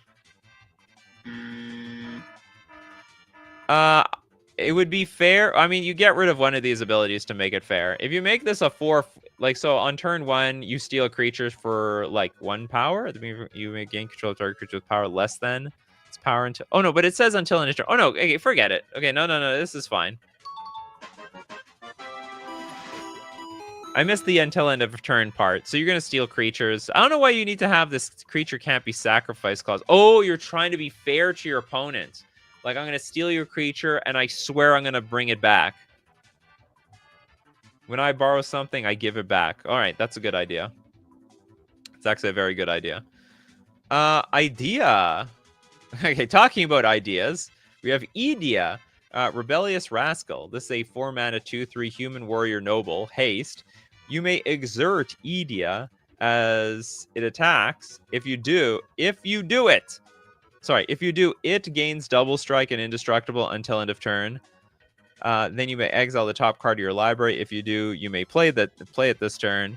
Or spells you cast cost 2 less to cast. Equip abilities you activate cost 2 less to activate.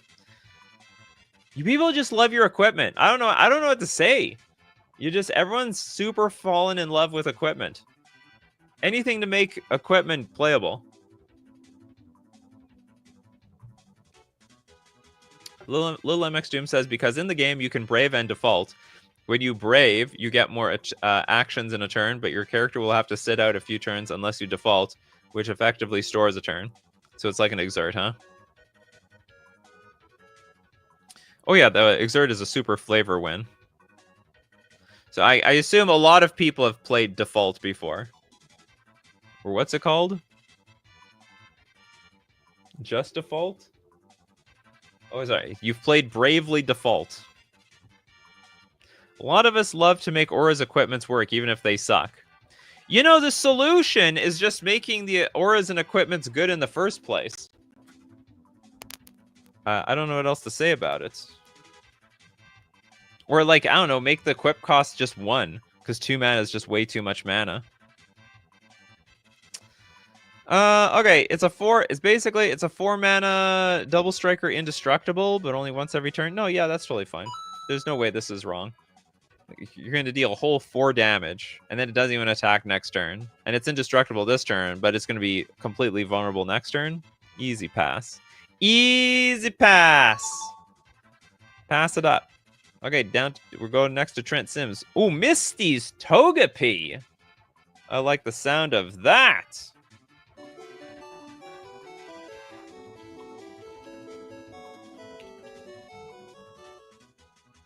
Okay, Misty's Togepi.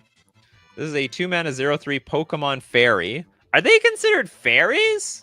I would consider this a farm product. It's an egg, for crying out loud. Prowess Ward 1. Metronome. When this creature enters or mutates... Does it mutate? Exile cards from the top of your library until you remove a non-land, non-creature card that costs less than this creature. You may play without paying its mana cost. Put the exiled cards on the bottom in a random order. So it's almost like Cascade. But for 2 mana, when this creature enters or mutates, exile cards from the top of your library until you remove a non-land, non-creature card that costs less than this creature. Okay, yeah, so it's basically, we made Cascade.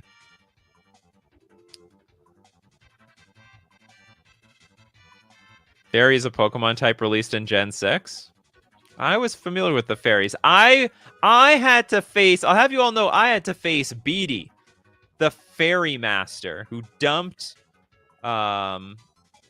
Beatty dumped their, what's it called, psychic Pokemon. So I'm familiar with the fairies. I just didn't know Togepi was a fairy.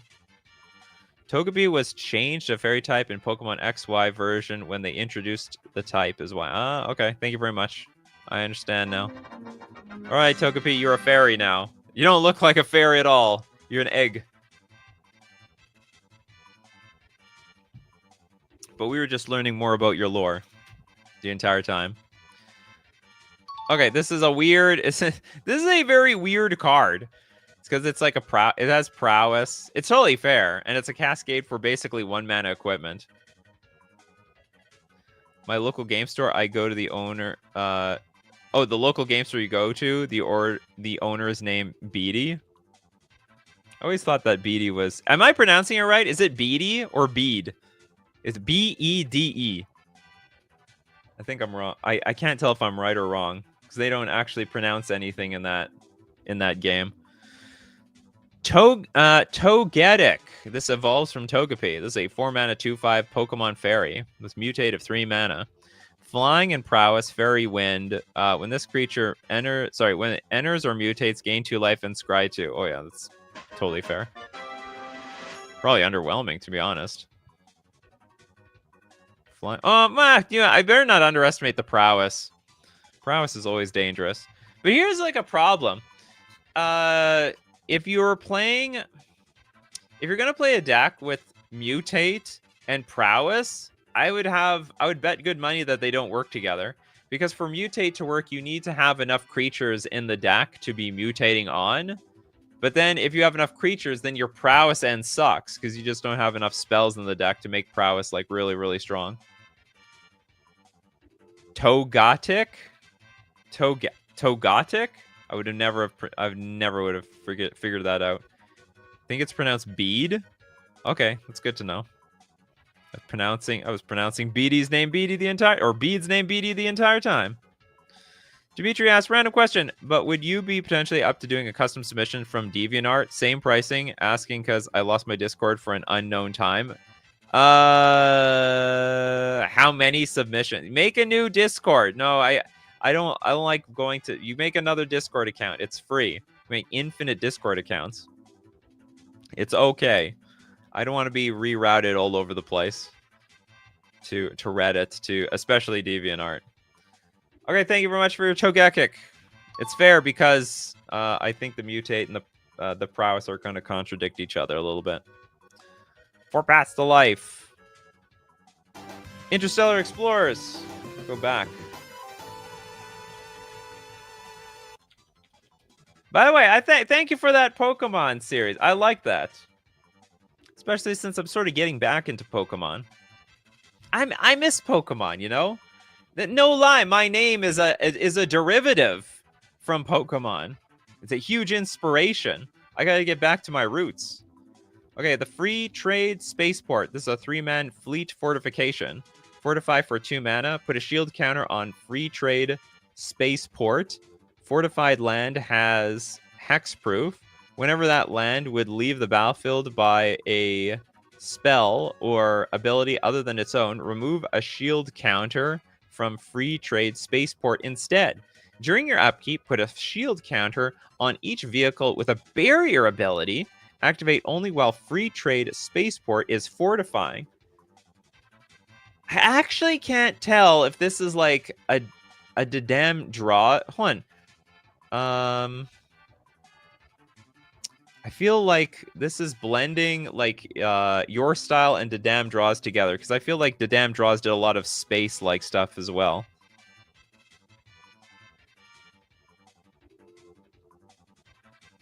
Most Pokemon fans miss Pokemon. Most recent game was not great. Sucks. Sucks for them, I guess. Wasn't it Arceus? I plan on getting that game. Okay, fortified land has hexproof. Whenever that land would leave the battlefield by a spell or ability other than its own. So, like, is this like anti-Armageddon tech? It's like, you are not going to blow up my land. You are not going to Armageddon my land. And if you do, I'm going to get it back. I swear. Well, I wouldn't say Dedam draws own space or anything. Should try Pokemon TCG Pocket Simplify. No, I have too much. I don't have enough time to play many other card games. I want to play a digital game. I just want a regular RPG or something.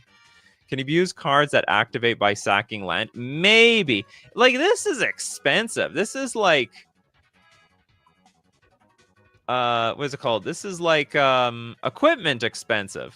I mean, it sort of is. It's 3 mana to cast, 2 mana to equip. I think it's just outrageously expensive. Put a shield counter on each vehicle with a barrier ability. Activate only while Free Trade Spaceport is fortifying. Like, I think it's fine. I can't see... I would have to see how this shield counter thing is broken to say it's not. Apes in Space, next set. Well, didn't you do the Alien thing? You had the Alien series going on for quite a while. Unless I'm thinking of someone else, but I think that was you. Space Sail Captain Tagari. This is a 5 mana 4/4 fleet advisor. This gives me huge Star Wars vibes, by the way. This whole thing looks Star Wars-like. It's a fleet advisor. Level up. Activate only whenever it or the vehicle it crews explores. Space Sail Captain Tagari can only crew 1 vehicle a turn. Whenever it does, target X other non-legendary creatures crewing the same vehicle, where X is the number of level counters on it. For each of those creatures, create a token copy of it with the same number and kinds of counters put on that copy. This is confusing as hell.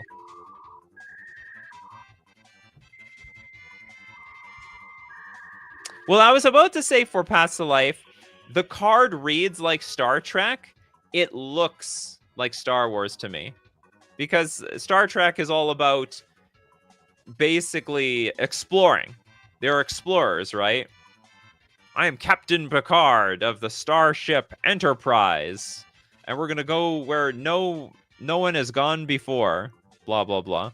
Oh, this was absolutely word soup. The vehicle space sail... Sorry. The vehicle space sail Captain Tagari Cruise has haste and protection from white from opponents. Okay, this... I don't... On top of that, I don't feel like any of this is worded properly. The last part should be like... Whenever... It should be like, whenever Spice Sail Captain Tagari Cruise... Or if... Or how do I put it? Vehicles crewed by Space Sail Captain Tagari have haste and protection from white from opponents. I don't know if this is a learn grammar thing, but I'll put it up there anyway. Where's the grammar here? We're gonna learn the grammars.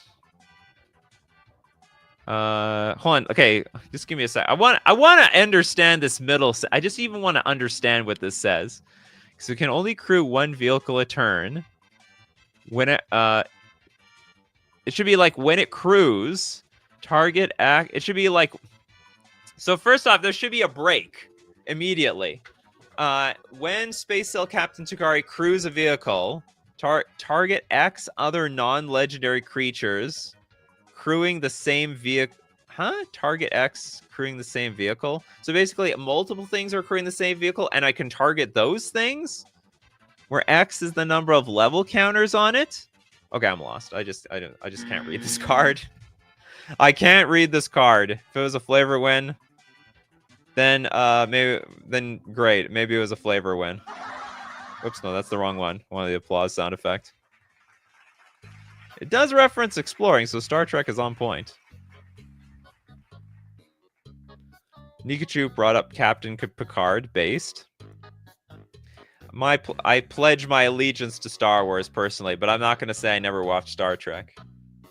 I enjoy them all the same. Okay, hold on. No, who's next? Oh, we're back to the $5 super chats. Monkey See, Monkey Steal from the Damn Draws. Ooh, I still needed a monkey sound effect. Okay, this is a 2-mana sorcery. If you control an ape or monkey, you may cast this spell as if it had flash. Look at an opponent's hand, exile an online card from it. You may cast that card from exile, and mana of any color may be used to cast it. Oh, and for forever? So Monkey See, Monkey Steal. If you control an ape, you may cast the spell as though it had flash. Exile a non-land card from you. You may cast that card from exile, and okay, that's cool. Okay, that sounds about right. So you get like some sort of like, it's half hand discard, but also half. I'm wondering, would this be strong even if you don't have apes or monkeys? It's 2 mana, steal a card from your opponent. DK sound effect. Oh yeah, we should have more DK sound effects for these super chats. I could just go get more DK sound effects, period. If they explore in Star Trek, they find planets. What's a planet tap for? Who knows? Yeah, that's the mana. The whole planet. A captain planet. Okay, now that I'm thinking about this card, it actually might be closer. I'm not going to say it's broken, but this is very strong. Because you can literally just play this at sorcery speed for 2 mana. Look at an opponent's hand, exile like one of their cards, and now it's yours. So it's effectively says 2 mana, draw a card, and make your opponent discard a card. That probably is too strong. It would need to be. You would have to word it like, you may cast that card from exile and use mana of any color you use to cast it for as long as you control an ape or monkey in play. And if you don't have that ape, so I'm like, I need to prevent like a random deck from playing this, like a Jund deck or something, or a Death Shadow deck. I just need like regular decks playing black not to play this card, because it's pretty strong. It's pretty good. But if you're exclusively using it in like an ape and monkey deck, it's probably fair. You have to make it like a payoff for the ape and monkey deck. I prefer longer soap opera series personally, 7 seasons. I have no idea what that is. This is Cruel Claw's Heist, but better. Oh, absolutely. Play with telepathy so you never miss. Well, you'll never miss, right? Because you're. Oh, I see. Like if you're in a multiplayer game, it's possible.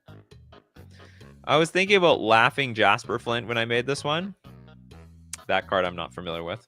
Okay, so probably this cannot be printed as is. It doesn't look like much, but holy crap, the card advantage is insane. Probably, you know what? In Commander, probably it's not a big deal. Like that one card that you get is not a big deal, but in 1-on-1, it's like, it's brutal. Next Surefire Selves. Welcome to the show, Surefire. Flash Through Time, Made in Heaven.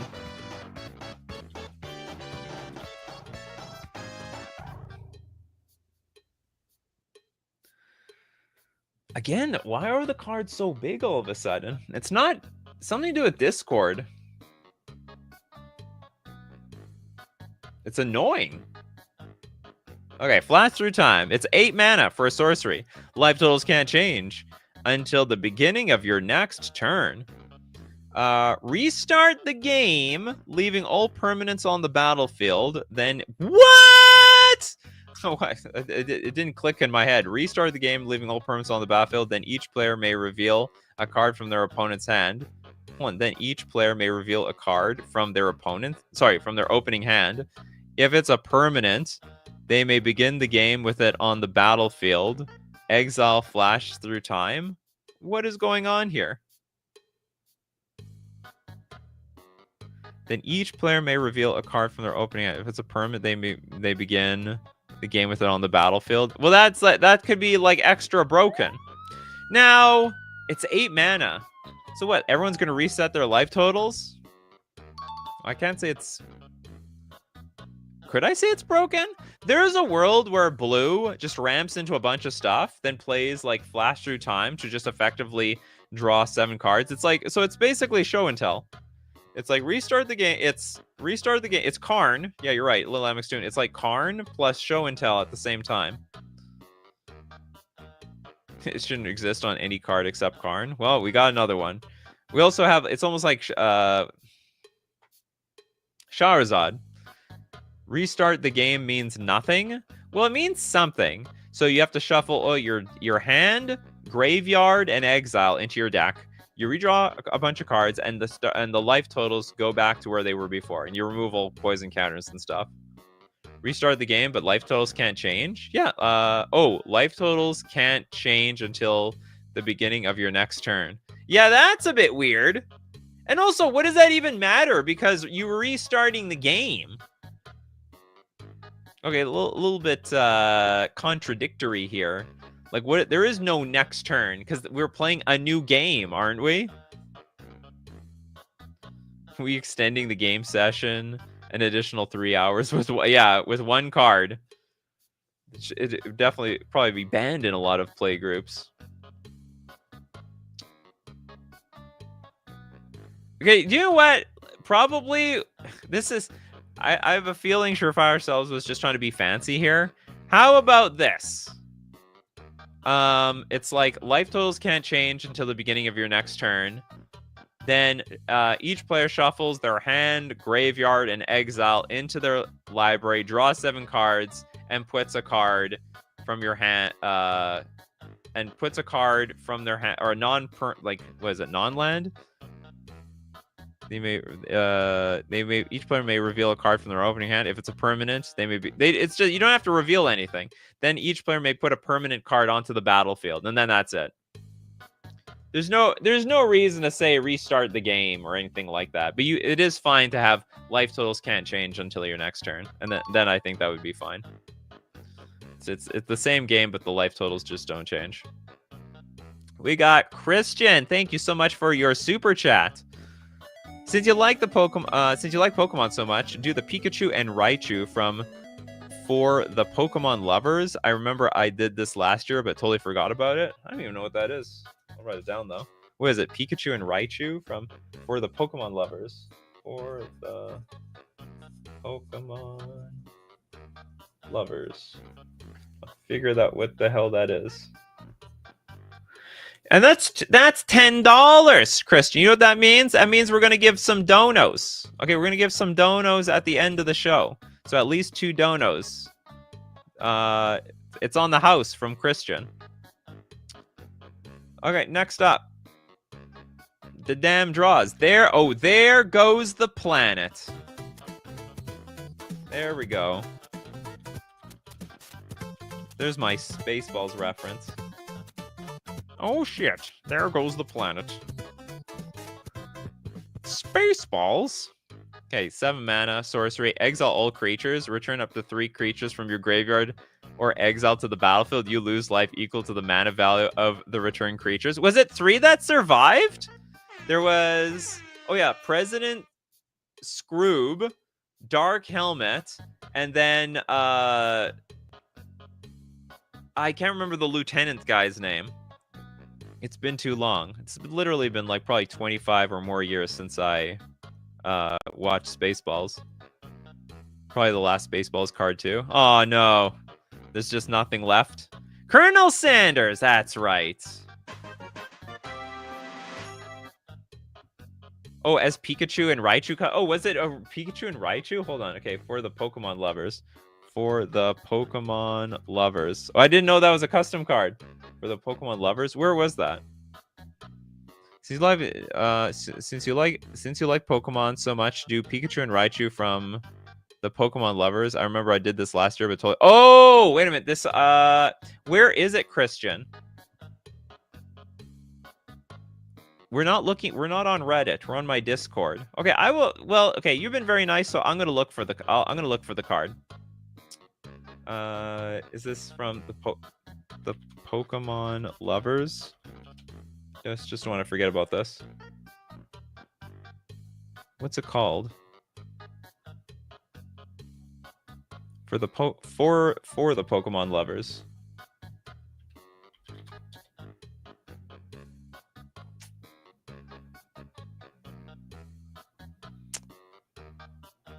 You put Pikachu and Raichu here? Pikachu and Raichu. No, I can't find it anywhere, Christian.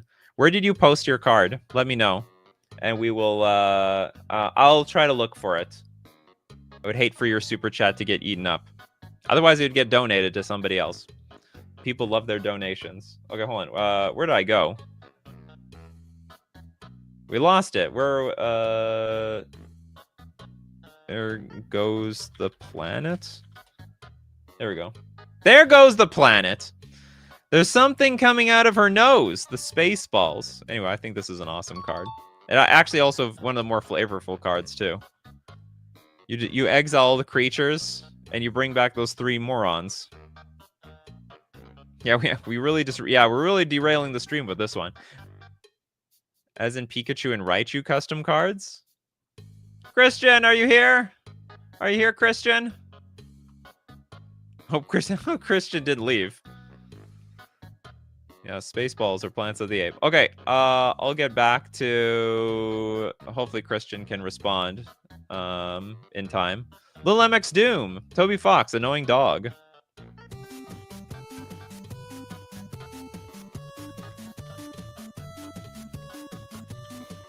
I know what you're talking about. Okay,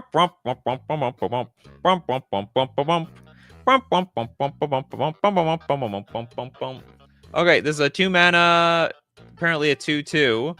Toby Fox, Annoying Dog. It's a dog avatar. Spells cost 1 more to cast. Each creature is legendary. Oh, because of Undertale. So this is a big Undertale, deep Undertale meme. And all those creatures are special. Creatures can't attack unless their controller pays 1 for each creature that's attacking. Creatures can't attack unless their controller pays 1 for each creature that is attacking. Actually, I don't know the reference here. Spells cost 1 more to cast. For everybody. Each creature is legendary. That I can get. Creatures can't attack unless their controller pays 1 for each creature attack. Oh, so they have to go out of their way to attack. Because you had the option to, like, just not attack at all. Yeah, the Undertale music here is also very fitting.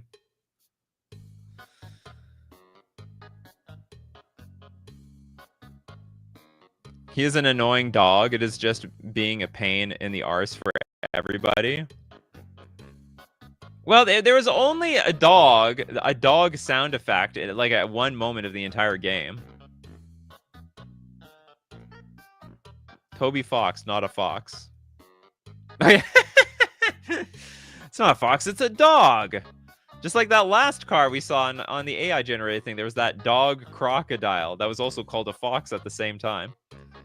The joke is that it's an annoying hate bear. Okay. Spells cost 1 more. Oh, it does everything. So each creature is legendary, so you can't have multiples, including tokens. Spells cost 1 more to cast, and basically everybody's taxed on everything. Well, I can't say it's broken. If anything, it's sort of fair. It's just horribly, horribly annoying. I'm going to cost at least 1 more. Christian!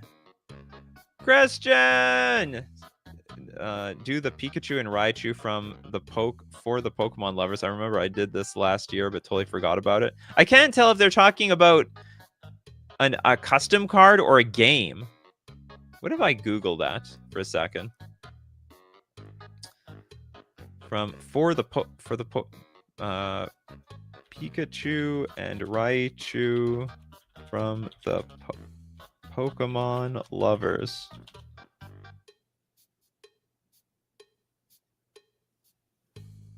No such thing exists. Oh, is it a fanfic? Raichu and Pikachu, true lovers, a Pokemon fanfic. There might maybe something like that exists. Maybe. Yeah, I'm getting derailed super hard by this thing. Well, I hate eating up somebody, like, you know, Christian's never donoed before, so getting this donation and then not knowing exactly what the point of it is feels bad if it was for, like, a custom card. Okay, we'll move on to Benovsky. Thank you very much for your super chat. Another card from the Paladin set, working on adding the keyword cooldown to it on some cards like Pyre Strike.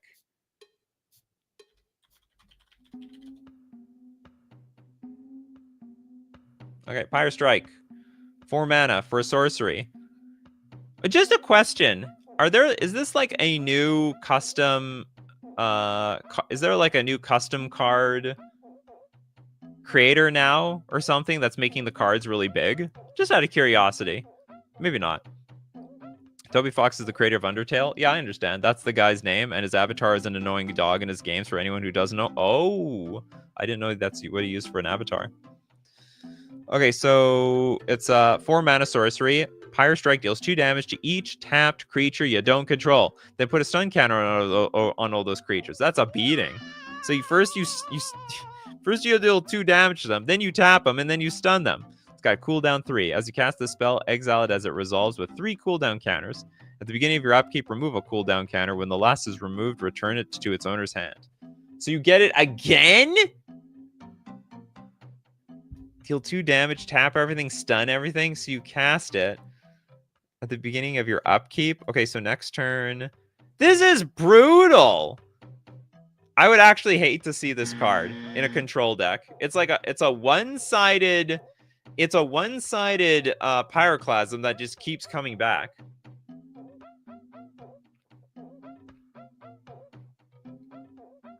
Doesn't look like it taps them. They have to be tapped already.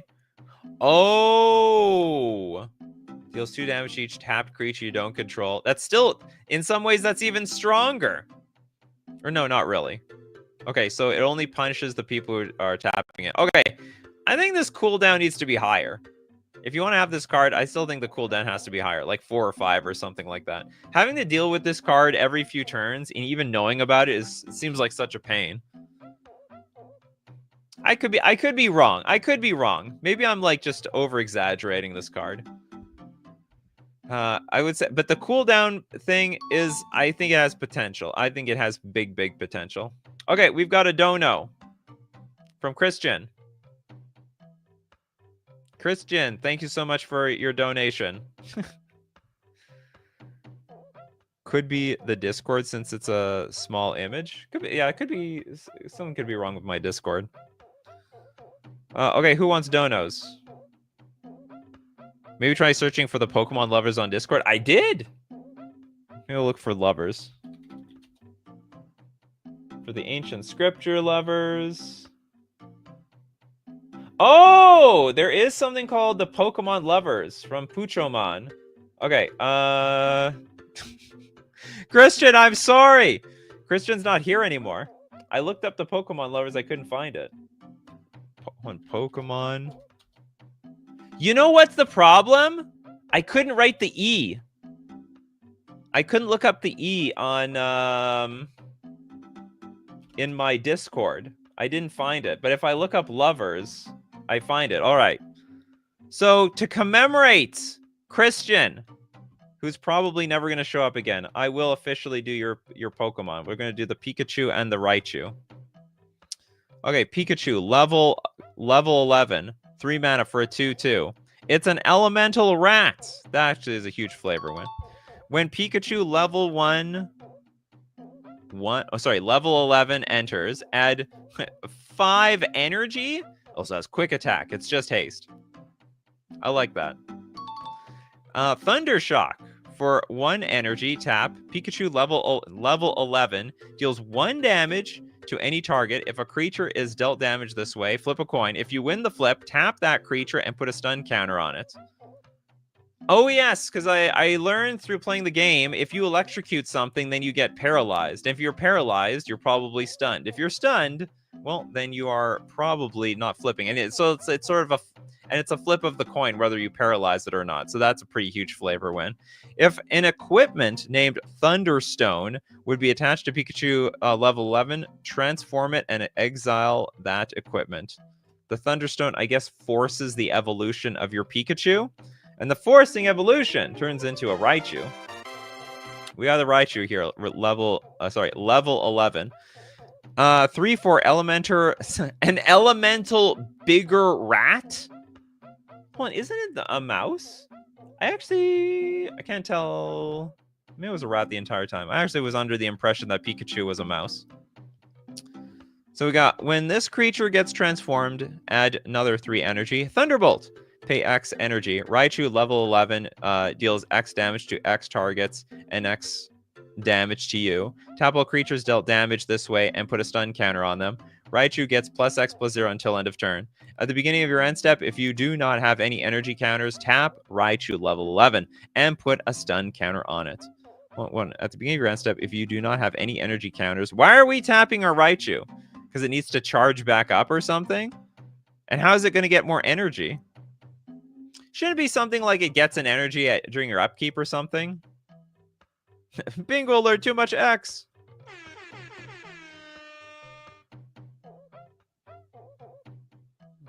We got an X over there. Way too much X. Think the card creator wasn't aware that mouse was a creature type? Or maybe not a creature type at the time?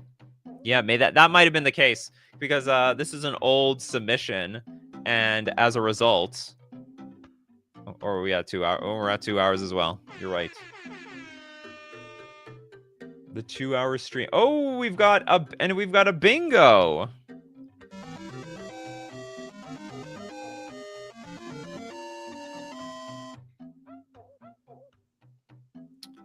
Okay, cool. We got a bingo.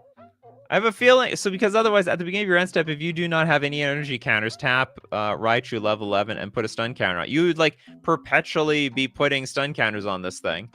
So I think it's fair that maybe at the beginning of your upkeep, you actually get an energy.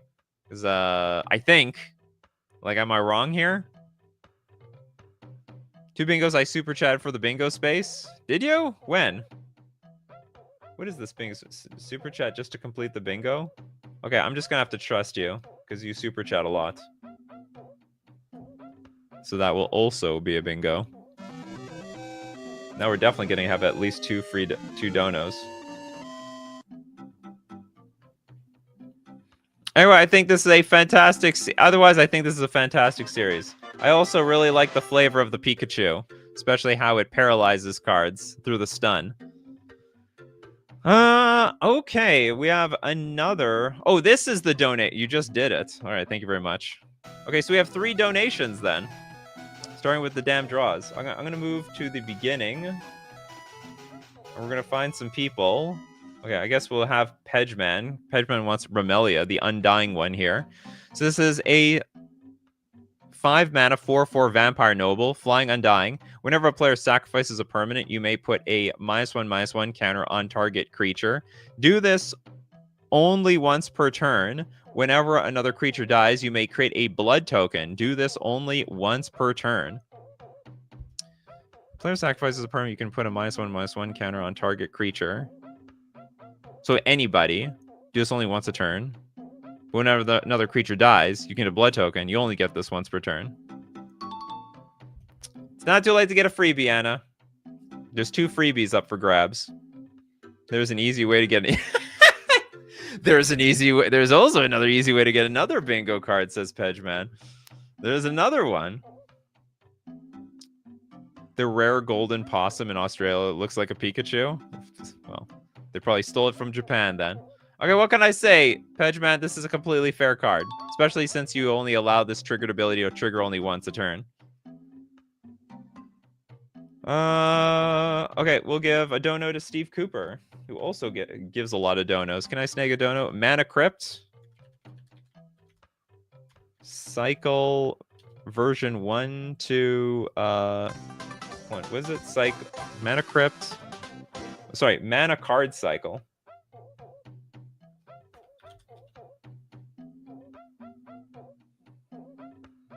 Version 1 SC?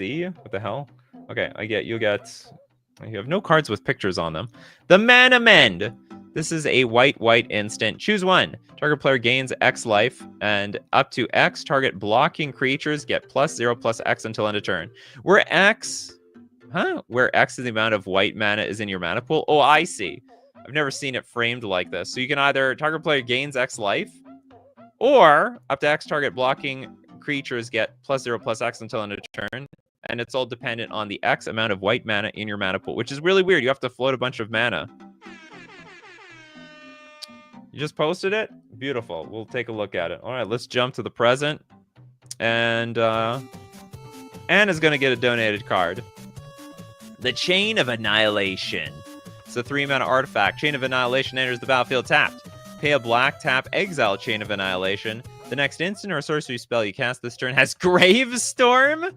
Now, I'm not going to say Gravestorm is broken, but it sounds broken because it has the word storm in it. Activate only as a sorcery. Whenever you cast it, copy it for each permanent you put into a graveyard this turn. You may choose new targets for the copy. I like it! Next instant or sorcery spell is Gravestorm. It's still probably really hard to pull off, too. Yeah, when you cast a copy it for each permanent card put into a graveyard this turn. I guess you could, like, mill yourself by a bunch and make that work. All right, cool. Thank you very much, everyone. It's another day of custom Magic Gathering cards. By the way, we did pretty good. We did pretty good for the bingo card. Look at that. We got 2 bingos. It's better than 0 bingo. I don't think we've seen a lot of bingos for a little while. It's good to see some bingos. Get some freebies for everybody. Pedgeman's happy. Anna's happy. And most importantly, Steve Cooper's happy. All right, we do this weekdays, 3 p.m. Central Standard Time. Be there or be square, of course. Thanks to all the supporters. You're a patron on Patreon, a member on YouTube, or you super chat to be part of the show, or even super chat so other people are part of the show. And of course, thank you to my crew for being here. We gotta thank Benovsky, David Moley, Pedgeman, Usuf, the damn draws, Benovsky, Toilet Duck, Kano, Benjamin, Berkeley, Bell, Yeezus, Anna, True North. We got Muad. Thank you so much, Christian, for the Pikachu and Raichu. Mamfaxo, Jess, Bryce, Dimitri, of course, Steve Cooper again. Because you guys are the crew that keeps the show going. So as usual, my coffee crew, keep brewing them coffees, and we'll keep brewing up the magic. Take care of yourselves, and I will see you at the next cup.